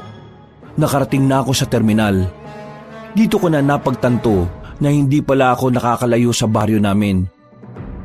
Nasa kabilang parte lang kami ng kung saan hindi ko rin masyadong napupuntahan. Umuwi ako sa bahay. 2:00 na ng hapon. Inabutan ko si Lolo at Dabong na nasa bakuran. Naroon din si Francis. Baka sa mukha nila ang pag-aalala. Saan ka ba galing? Inutusan lang kita kanina. Ilang oras na nakalipas pero ngayon ka lang bumalik. Ano ba nangyari? Pre, ano yung nasa kamay mo? Tae? Mukhang gumawa pa yata ng paso gamit ebak ah. Sira ulo. Itong nasa kamay ko ang ginamit ko para matakasan ko si Rosal. Siyedong Rosal. Teka, yung Rosal ba na sinasabi mo yung Rosal na nakilala natin dun sa Oo. Yun yung Rosal na minamanyak mo. Visit ka kasi. Bakit ako? Kung di mo na sana kinausap yung babaeng yon, edi sana hindi niya ako nakilala. Uy, ikaw tong nakabangga sa kanya. Dapat kasi nakatingin ka sa dinaraanan mo. Tapos ngayon, sinisisi mo ko. Planado lahat, Alfred. Balak na talaga niya mapanapit sa'yo. Ikaw ang target nila para gamitin laban sa akin. O sige, uwi na ako. Wala akong maintindihan eh. Akala ko ba gusto mong sumali? Teka, sasali ka dito? Sigurado ka ba? Try lang. Tumigil ka. Hindi to laro, no? Buhay mo nakataya dito. Alam ko naman. Pero kaya lang naman ako sasali kasi gusto ko makatulong dito sa baryo natin. Nabalitaan ko kasi na may posibilidad na dumating dito mga aswang. Isipin mo na lang na dumating sila rito tapos ako mangmang. Di, isa lang ako sa walang kwentang mamamayan na pwede nilang lapain.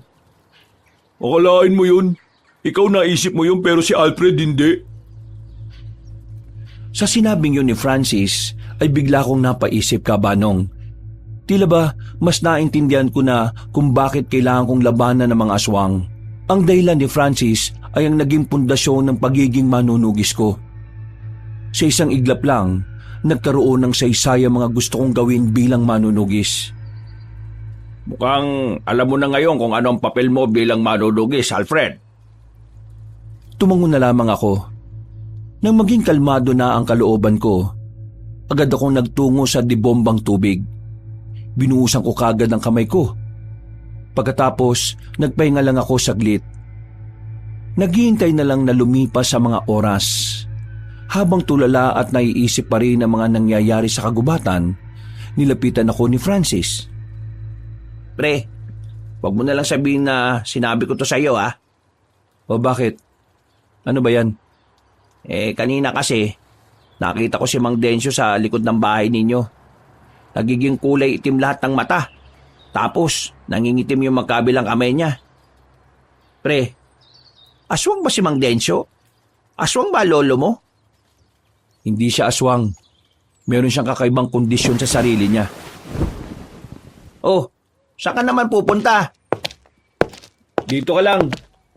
Gisingin mo yan si Dabong kapag aalis na. Kakausapin ko lang ang lolo sa loob. Tumango na lamang si Francis.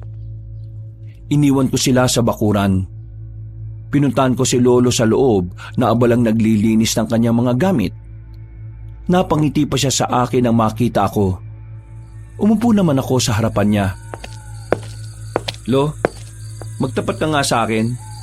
Ayos ka lang ba? Yung demonyo dyan sa loob mo, ayos lang ba? Huminga ng malalim si Lolo at sandaling itinigil ang kanyang ginagawa. Napangiti siya ng papilit. Hindi na ako makakaila sa'yo. Sa totoo lang, nitong mga nakaraang araw ilang beses kong nararamdaman na parang gusto niyang ariin ang katawan ko. Kapag nangyari yon, siya na ang kukontrol sa akin. Lahat ng gusto niya, pwede na niyang gawin.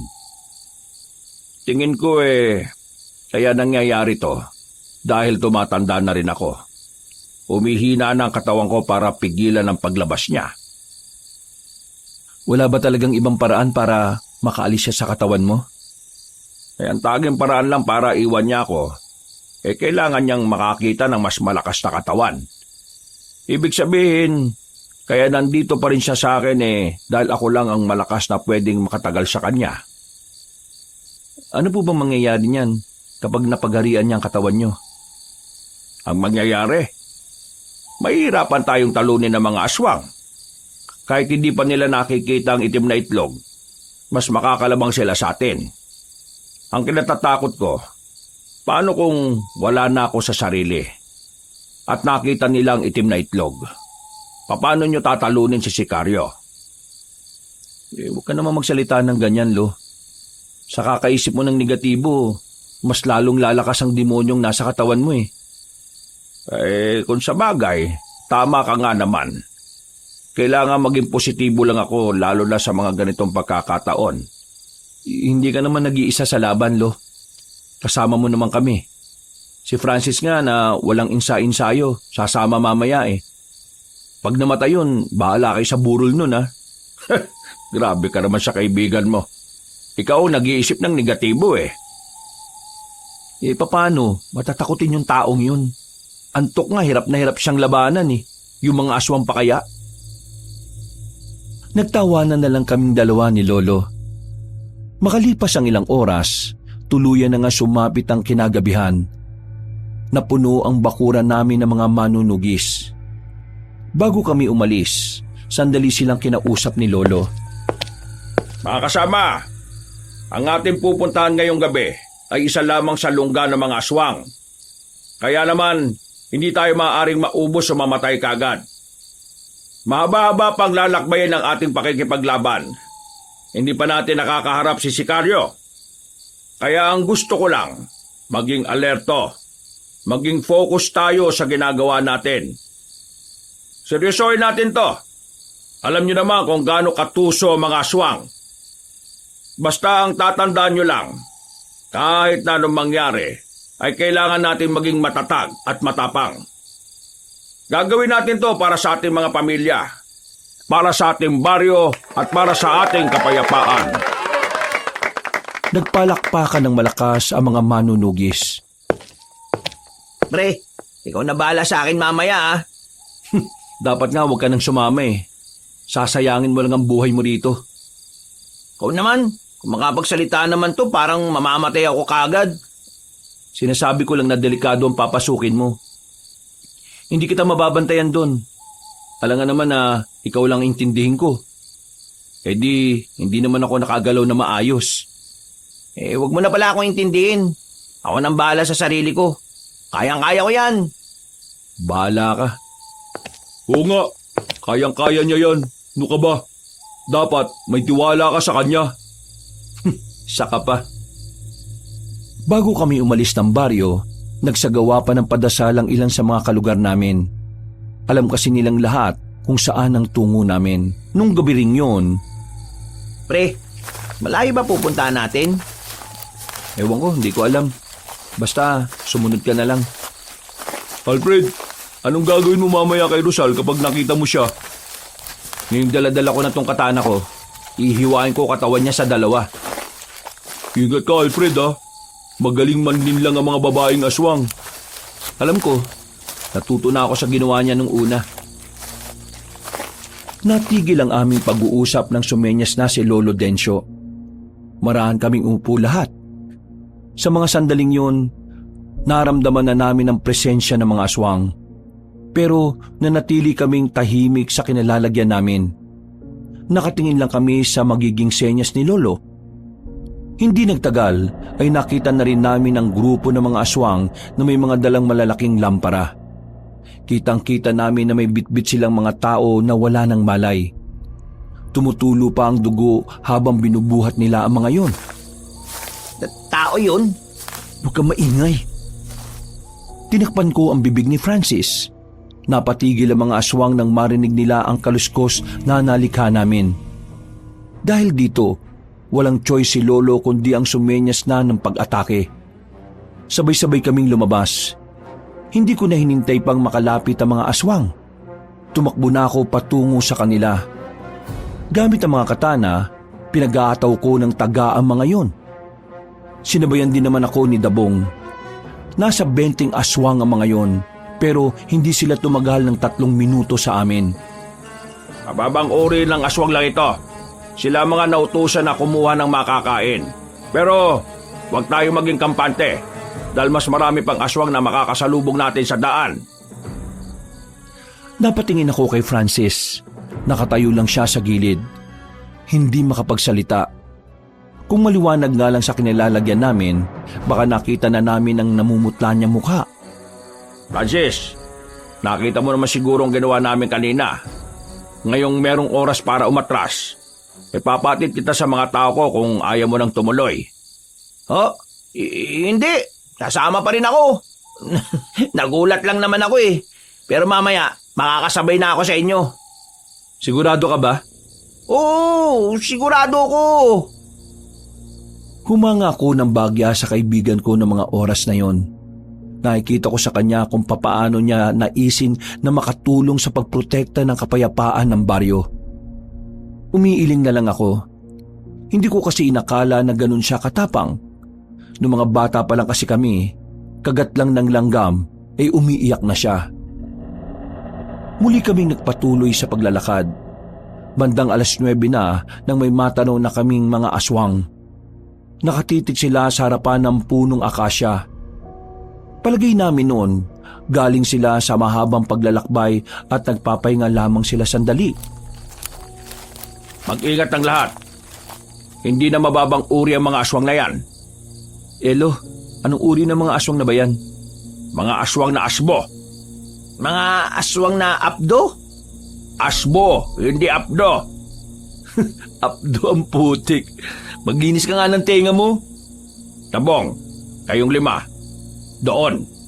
Alfred, kayong 5 sa kabila. Kami naman dito. Palilibutan natin sila. Bibiglayin natin sila habang kampante sila sa paligid nila. Iwasang makagawa ng kahit na anong ingay para hindi sila mabulabog. Ihatid natin sila sa impyerno habang natutulog sila. Bilang pagsang-ayon ay tumango na lang kami kay Lolo. Sinunod namin ang sinabi niya. Nang makita naming nakapwesto na ang iba naming mga kasama, sabay-sabay kaming tumakbo palapit sa mga aswang na nagpapahinga. Pero bago kami makalapit, bigla silang nagising.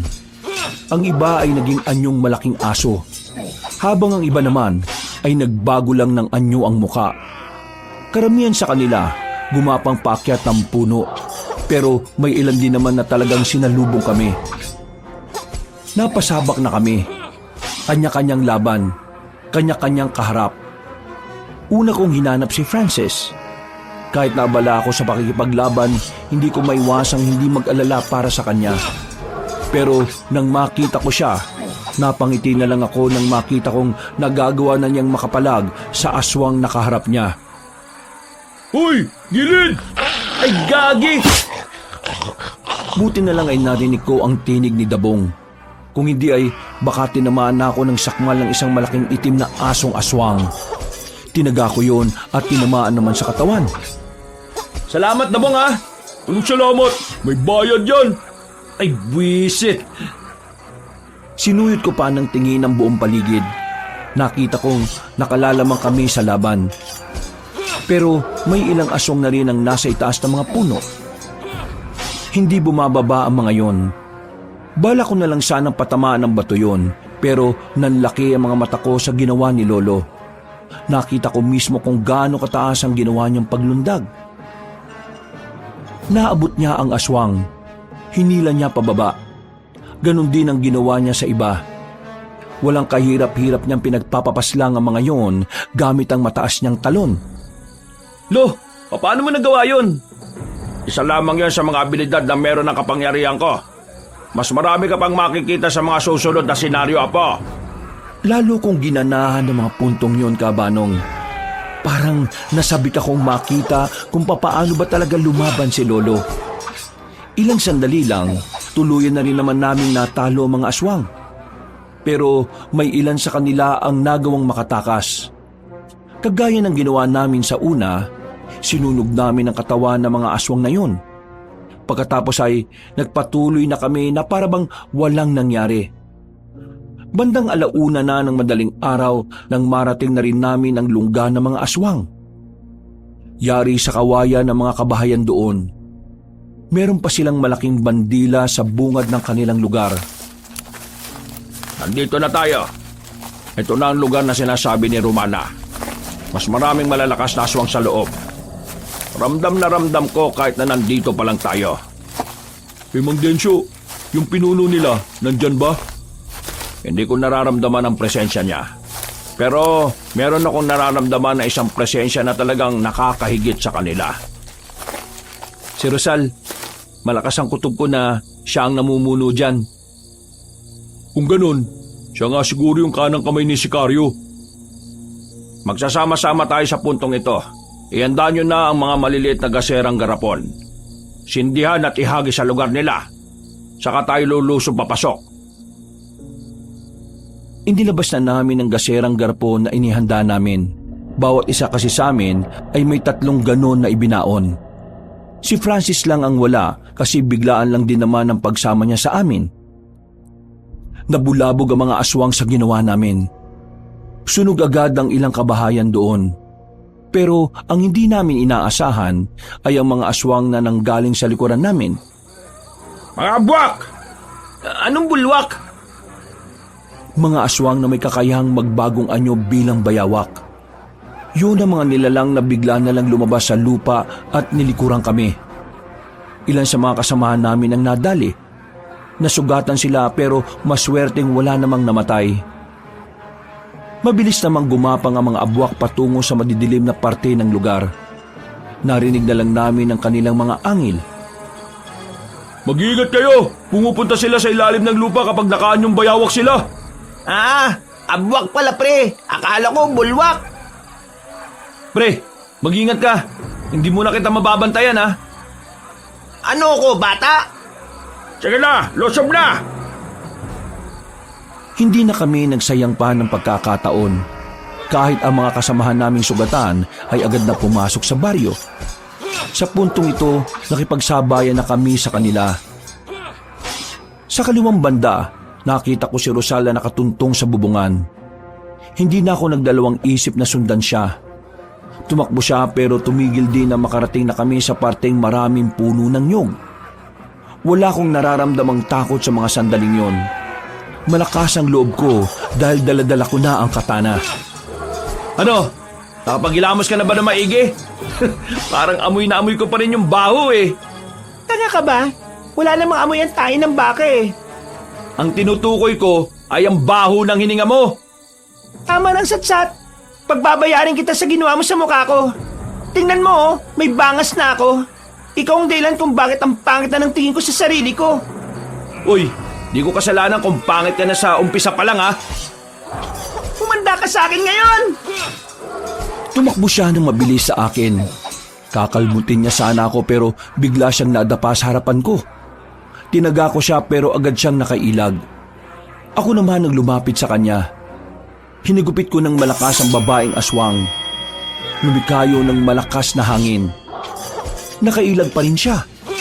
Ang natamaan lang ay ang mga halaman sa likuran niya. Nanlalaki ang kanyang mga mata nang maputol ang mga halaman kahit nahangin lang naman ang tumama. Maya-maya pa, naramdaman ko na lang na may kung anong init ang nagmumula sa katana. Hindi ko na sinayang ang pagkakataon. Sinundan ko lang ng sinundan si Rosal. Hanggang sa wakas, tinamaan ko na rin siya. Nanlalaki ang mga mata niya nang mapansing wala na ang kaliwang braso niya. Kahit ako, nagulat din sa nagawa ko. Hindi ko inakala na ganun pala kalakas ang sandata na gamit ko. Partida, hindi ko pa gaanong nilakasan ng paghataw. Dahil sa nangyari, tila nagkaroon na ng pag-aalinlangan si Rosal na lumapit. Naramdaman niyang hindi siya sasantuhin ng gamit kong sandata. Bigla siyang hiningal. Anong klaseng tao ka? Bakit may ganyan kang klase ng sandata? Hindi sa akin to. Hiniram ko lang to eh. Kaya pasensya ka na lang. Ako ang nakalaban mo. Kung si Dabong kaharap mo, baka nanalo ka pa eh. Pakitaan mo lang ng dede yun eh. Bibigay na yun. Hindi ako papatalo sa'yo. Kahit isa na lang ang braso niya, wala siyang pagdadalawang isip na lumusob sa akin. Pero handang-handa ko sa mga sandaling yun. Kaya nang lumapit siya, bigla kong hinataw ng malakas ang babaeng aswang. Hindi na siya nakailag pa. Tinamaan siya sa dibdib. Hindi na siya nagkaroon ng pagkakataon na makatayo. Diretso bagsak na siya sa lupa. Narinig ko na lang na umuubo-ubo na siya. Hindi niyo kakayanin ng supremong sikaryo. Hindi niya rin kakayanin ng lolo ko. Hindi ko na siya pinagsayangan pa ng oras. Agad na rin akong bumalik sa mga kasama ko. Sa puntong yon, kitang-kitang lamang na kami sa kalaban. Nakatayo na nga si Lolo sa gilid.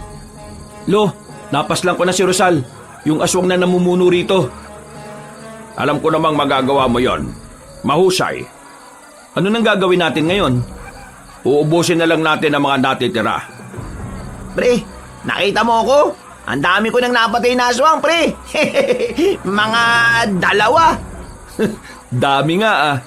O sige na, tapusin na ninyo yung mga natitira para makabalik na tayo. Pre, tara na. Nagmamadali naming nilapitan ni Francis sa mga aswang. Inakyat na rin namin ang mga nasa bubong. Wala kaming pinatawad. Inubos namin ang mga yun. Kaya makalipas lang ang ilang minuto ay natapos ang laban. Wala namang namatay sa amin, pero mayroong mga nasugatan at malalalim ang mga sugat. Kaya bago kami umalis doon, inasikaso na muna namin ang aming mga kasama. Mga kasama, pinabati ko ang lahat. Mahusay kayo. Nagtagumpay tayo sa labang ito. Ngayon, magiging blanco ang mga susunod nating akbang dahil wala tayong ideya sa iba pa nilang pinaglulunggaan. Kaya naman, inihiling ko na kapag nakabalik na tayo, protektahan natin ang kanya-kanya nating mga baryo. Malakas ang kutob ko na sila ang lalapit sa atin dahil sa nangyari ngayon. Mang Densyo, tanong ko lang, kung kanya-kanya natin po protektahan ang mga sarili nating baryo, paano yung ibang baryo na may kakaunting manunugis lang na miyembro?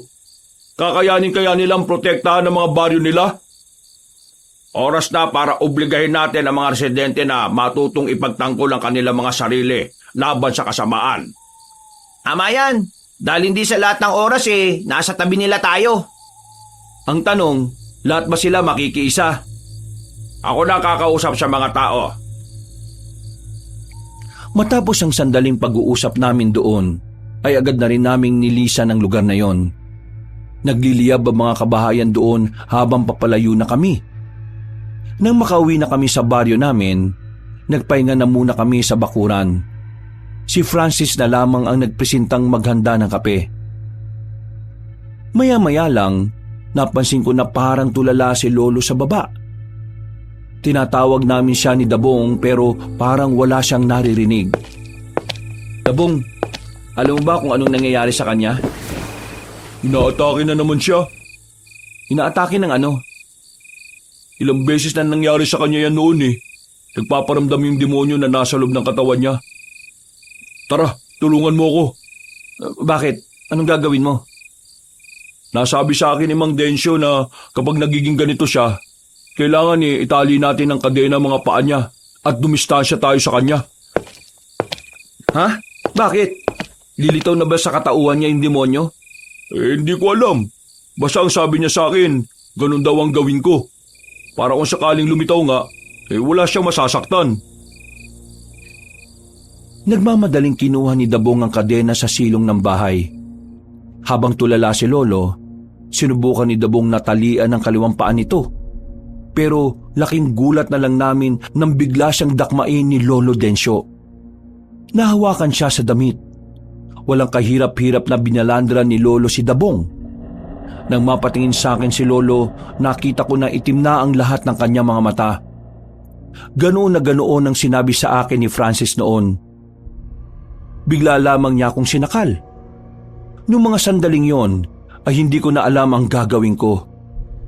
Buong akala ko noon mapapatay ako ni Lolo Densyo. Pero maya-maya lang bigla na siyang nakabalik sa dati. Naging normal na rin ang kanyang mata. Binitiwan niya ako kagad nang makilala niya ako. Lo, ako to! Apo, Alfred! Napadistansya sa akin nang mapagtanto niya ang ginawa niya. Nakatingin siya sa magkabilang palad niya. Nanlalaki ang mga mata at tila nawiwindang. Paano ko nagawang pagtangka ng buhay ng apo ko? Lo, alam kong hindi ikaw yun. Kaya huwag niyong sisihin ang sarili niyo. Pero mga kamay ko ang ginamit. Munti ka na kitang mapatay. At si Dabong, ako rin ba ang gumawa dyan? Mang Densyo, ayos lang naman ako eh. Hindi naman masakit. Marahang umatras sa amin si Lolo. Parang malapit na siyang maiyak. Kaya naman agad-agad ko siyang nilapitan para yakapin. Sa puntong ito, kumalman na rin ang kanyang kalooban. Nayupo namin siya, pero naroon pa rin ang pangamba niya. Tinangka na naman niyang ariin ang katawan ko. Pero buti na lang at alam ko kung paano makabalik. Delikado ito. Kailangan bago maghari ang demonyo sa katawan ko matalo na natin ang mga aswang. Paano natin sila matatalo agad kung hindi naman natin alam kung nasan sila? At kung maghihintay lang naman tayo rito, hindi naman natin alam kung kailan. Magpapakalat na agad ako ng mga tao bukas. Papahanap ko kung nasan ang lungga ng mga yan. Kailangan na natin makaharap si Sicario. Hindi ko alam kung ano mangyayari sa oras na nakontrol na ako ng demonyo. Napapalunok na lang ng laway ang lolo ko. Kitang-kita ko sa mukha niya ang labis na kaba at pagkabahala. Kaya naman, noong mga sandaling yon ay hinawakan ko ang kamay ng lolo ko. Pinalakas ko ang loob niya. Sinabi ko na sa kanya na kahit na anong mangyari, hinding-hindi namin siya pababayaan. Lumipas naman ang gabing yun nang maayos naman ang naging kalooban ni Lolo. Gumaan naman ang pakiramdam niya. Kinabukasan ng umaga, maaga kaming nagising lahat. Isang balita agad ang dumating sa amin mula sa ibang grupo ng mga manunugis. Lumapit kay Lolong pinuno ng mga yon. Umiiyak. Ang sabi nila, nalagas ang buong bilang nila nang lusubin sila ng isang baryo ng mga aswang. Nagkakatinginan kaming lahat. Ang umagang yun ang hudyat na kailangan na naming kumilos. Gumawa agad si Lolo ng magandang plano. Pagdating ng tanghali, handa na rin kaming lahat. Kaya naman wala na kaming sinayang na pagkakataon. Kailangan na nating unahan ng mga aswang. Hindi sila maaaring makalapit sa mga baryo. Tayo ang lalapit sa kanila. Ihandaan niyo mga sarili ninyo. Dahil ngayong araw, mas malalagay ang mga sarili natin sa panganib. Maaring manalo tayo, pero maaari ding ito na ang huli nating sandali sa mundo. Kaya naman, ang gusto ko, ay ibibigay natin ang lahat ng makakaya natin para matalo ang mga aswang. Muling nagsigawan ng mga kasamahan namin. Sa mga sigaw nila, kahit papaano ay nakahugot kami ng lakas ng loob. Agad-agad na rin kaming umalis. Halos 2 oras din ang paglalakbay namin. Nandito na tayo mga kasama. Iandaan ninyo mga sarili ninyo. Tahimik ang badyo nang dumating kami roon. Ayon kay Lolo, tila inaasahan na ng mga aswang ang pagdating namin. Maya-maya pa, isang matandang lalaki rin ang nakita naming naglalakad sa loob ng baryo. Papunta siya sa bungat kung saan naroroon kami. Nang ilang metro na lang ang layo niya sa amin, ay tumigil siya at tumingin sa amin ng may ngiti. Mukhang may panauhin pala ako ngayong hapon. Hindi ko inaasahan na palay na pala ang lumalapit sa manok. Pero kinagagalak kong malaman na narito kayo. Nang sa ganon, may bibigay nyo ng madali sa akin ang itlog na itim. Sa kasamaang palad, wala sa amin ang hinahanap mo. Hindi kami narito para ibigay ang gusto mo. Narito kami para gawin ang gusto namin. At yun ay ang wakasan na mga binabalak ninyo. Ha! Wala sa inyong itlog? Wala namang problema. Magsisimula na lang muna ako sa tinatawag kong Plan B. At yun ay ang tapusin na ang buhay mo, Densyo! Nang sa ganon, wala nang maging hadlang sa mga gusto kong gawin sa bayan na ito. E di simulan na natin to para maaga na tayong matapos. Kung ganon simulan na nga natin nang malaman na natin kung sino ba talaga ang dapat na maghari. Pumitik lang ng daliri si Sikaryo. Narinig na namin ang mga aswang sa paligid.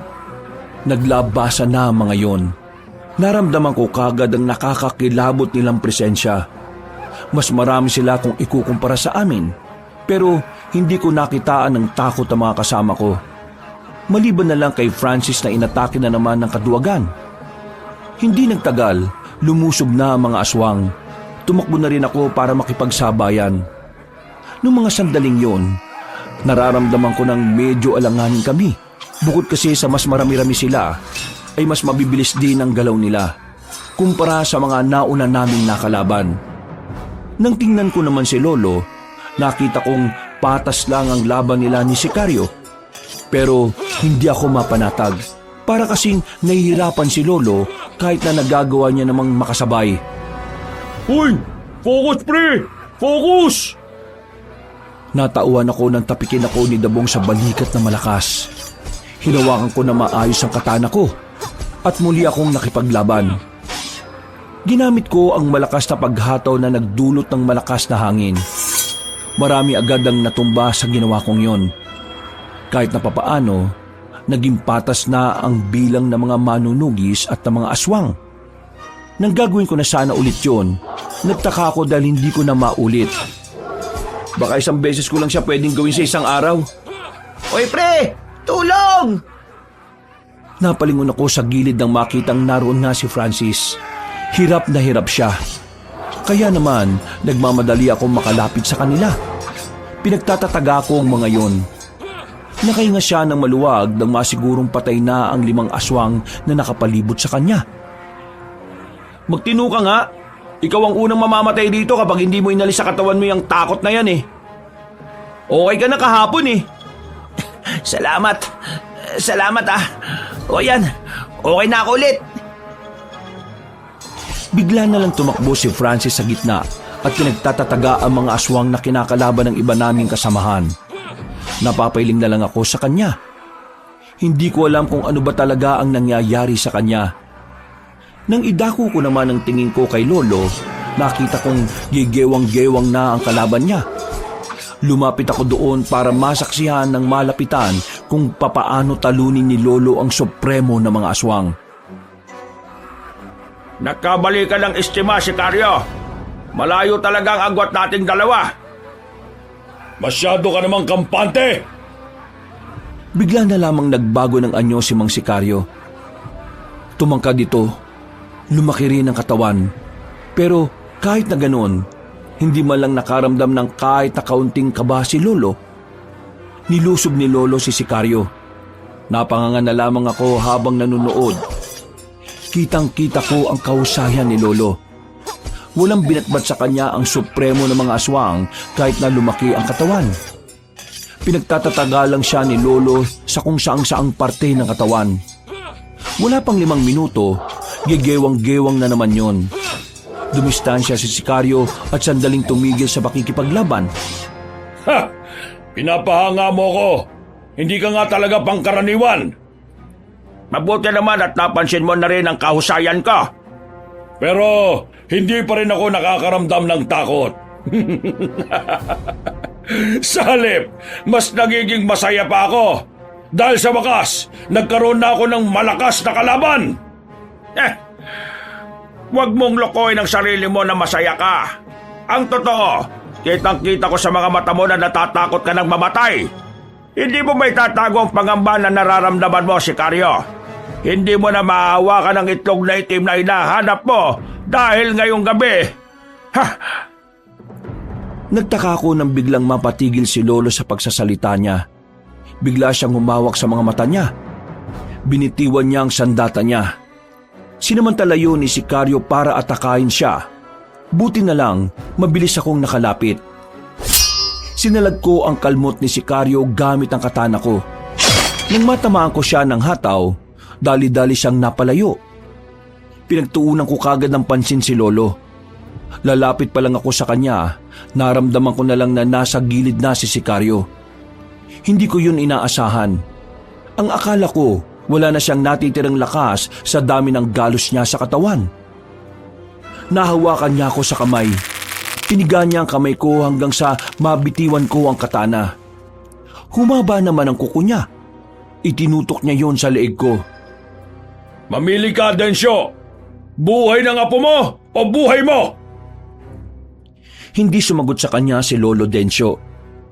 Noong mga oras na yun kasi, lumitaw na naman ang demonyong nakatago sa katawan niya. Naging kulay itim na rin ang mga mata niya. Pati na rin ang kamay nito. Maging si Sikaryo ay nagtataka rin kung ano ang nangyayari sa lolo ko. Dahil sa pagkamangha at pagkawindang, nakakuha ko ng pagkakataon para makawala sa kanya. Sakto naman na biglang lumusob si Lolo. Pero hindi na si Lolo Densyo ang kumokontrol sa katawan niya. Para na itong mabangis na hayop na walang nakikilala. Ilang beses ko rin siyang tinawag, pero hindi na niya ako naririnig. Ha? Sino ka? Anong klaseng nilalang ka? Nahawakan ni Lolo Densyo si Sikaryo sa muka. At kahit anong gawing kalmot at suntok ng supremong aswang, tila hindi naman tinatablan si Lolo Densyo. Nang si Lolo Densyo naman ang sumuntok ng malakas sa tagiliran, agad na tumilapon si Sikaryo. Hindi pa nakontento si Lolo. Sinundan niya ulit ang matandang aswang. Pinagsusuntok niya yun ng marami sa muka. Wag! Huwag kang lalapit sa kanya! Pero baka hindi na mabawi ni Lolo ang katawan niya. Mamamatay ka lang! Wala na siyang nakikilala ngayon! Nangyari na ang hindi dapat mangyari! Hindi pwede! Hindi pwedeng wala tayong gawin, Dabong! Si Lolo mapapahama kapag tumingin lang tayo! Maubos tayong lahat kapag nanatili tayo rito! Tingnan mo mga kasama natin! Buhay ang mga kasama natin! Natalo na nila ang mga aswang! Hindi pwedeng si Mang Densyo ang pumatay sa ating lahat, kaya kailangan na nating umalis habang hindi niya pa namamalayan na nandito tayo! Ayaw ko mang iwan si Lolo Densyo noon, pero napagtanto kong tama naman ang sinabi ni Dabong. Hindi na si Lolo ang nakikita namin. Isa na siyang demonyo na hindi namin kayang pigilan. Palis na sana kami nang biglang tumigil si Lolo sa pagsuntok niya sa walang buhay na si Sikaryo. Lumingon siya sa amin. Parang sa tingin niya palang na yon, kami na ang isusunod niya. Nagtindigan na ang mga balahibo ko. Lalo na nang makita naming naglalakad na siya sa aming direksyon. Mga kasama! Tumakbo na kayo! Ako nang bahala rito! Ano pinagsasabi mo? Mamamatay ka nga eh! Hayaan mo na ako. Lolo ko naman siya eh. Baka kapag narinig niya ng paulit-ulit ang boses ko, makabalik siya sa dati. Bakit hindi mo? Sige na kasi! Dali na! Umalis na kayo! Wala na siyang nagawa nang itulak ko siya. Napapailing na lang siya at sinimulan ng umalis. Ilang sandali lang, lumapit na sa akin si Lolo Densyo. Bigla na lang niya akong sinakal. Buong akala ko noon ay katapusan na ng buhay ko. Pero nagulat na lang ako nang bigla niya akong mabitiwan. May tumara kasing palaso sa balikat ni Lolo. Nang tingnan ko ang bandang gilid, nakita ko roon ang matandang babae na pamilyar sa akin. Nakakadiri mang sabihin, siya ang matandang babae na nagnakaw ng una kong halik. Pasensya na at nahuli ang dating ng mga bata ko. Aling Romana? Huwag kang mag-alala, baby boy. Walang mangyayaring masama sa lolo mo. Ang pinangtira ko sa kanyang palaso ay sagrado. Aalisin ng palaso na yan ang lahat ng negatibong elemento na nasa katawan ng tao. Kabilang na riyan ay ang demonyong namamalagi sa katawan ni Densyo. Akala nyo hindi ko alam ang tungkol doon, ano? Pakis nga uli! Hindi ko siya pinansin. Nilapitan ko na muna si Lolo. Nakabalik na siya sa dati at tuluyan nang nawala ang demonyo. Wala na siyang malay noon kaya agad na namin siyang ibinalik sa baryo.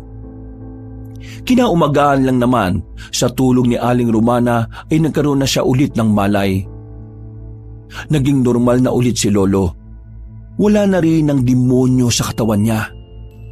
Hindi ko inakala na ang kinaiinisan kong matanda, siya pa ang magbibigay ng bagong buhay sa aming maglolo.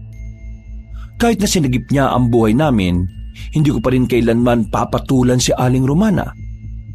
Mula nang matalo namin ng mga aswang, nagkaroon na rin ng kapayapaan ang kaisipan ng mga taga-baryo. Idiniklara na ring ligtas ang buong Romblon. Lumipas lang ang 5 buwan, pinagretiro ko na si Lolo. Ako na ang pumalit sa kanya bilang albularyo at manunugis ng baryo namin. Apo, maraming salamat ha. Maraming salamat kasi kahit na may iba ka pang pangarap sa buhay, pinagpatuloy mo pa rin ang nasimulan ko. Lo, ito talaga ang pangarap ko, ang maging kagaya ninyo. At saka, ang gusto ko, ako naman ang maging tagapagtanggol mo. At ang gagawin mo na lang, mag-relax at pagmasdan ako kung papaano ko mas lalakas. Naniniwala ako sa kakayahan mo, Apo. Nandyan lang pala kayo eh. Oh, eto na oh. Dala-dala ko na tong lambanog. Walang magdadrama kapag may lasing na ah. Sino kaya madrama nung nakaraan? Nakakaisang bote ka pa lang eh, umiiyak ka na. Kabanong, sa ngayon ay ako na ang kinikilalang protektor ng buong Romblon. Kahit wala naman ng aswang na nakikita rito, patuloy ko pa rin pinagpapatuloy ang mga nasimula ng aking lolo. Naniniwala kasi ako na ang pagiging tagapagtanggol ng kabutihan ay hindi natatapos sa isang tagumpay. Dahil ang pagiging instrumento ng kabutihan ay patuloy na ginagampanan anuman ang maging katayuan sa buhay. Kabanong, hanggang dito na lamang ang aking kwento. Maraming salamat po sa inyong pagbabasa ng aking sulat at pinagpalang araw muli sa lahat ng mga kabangers. Wakas.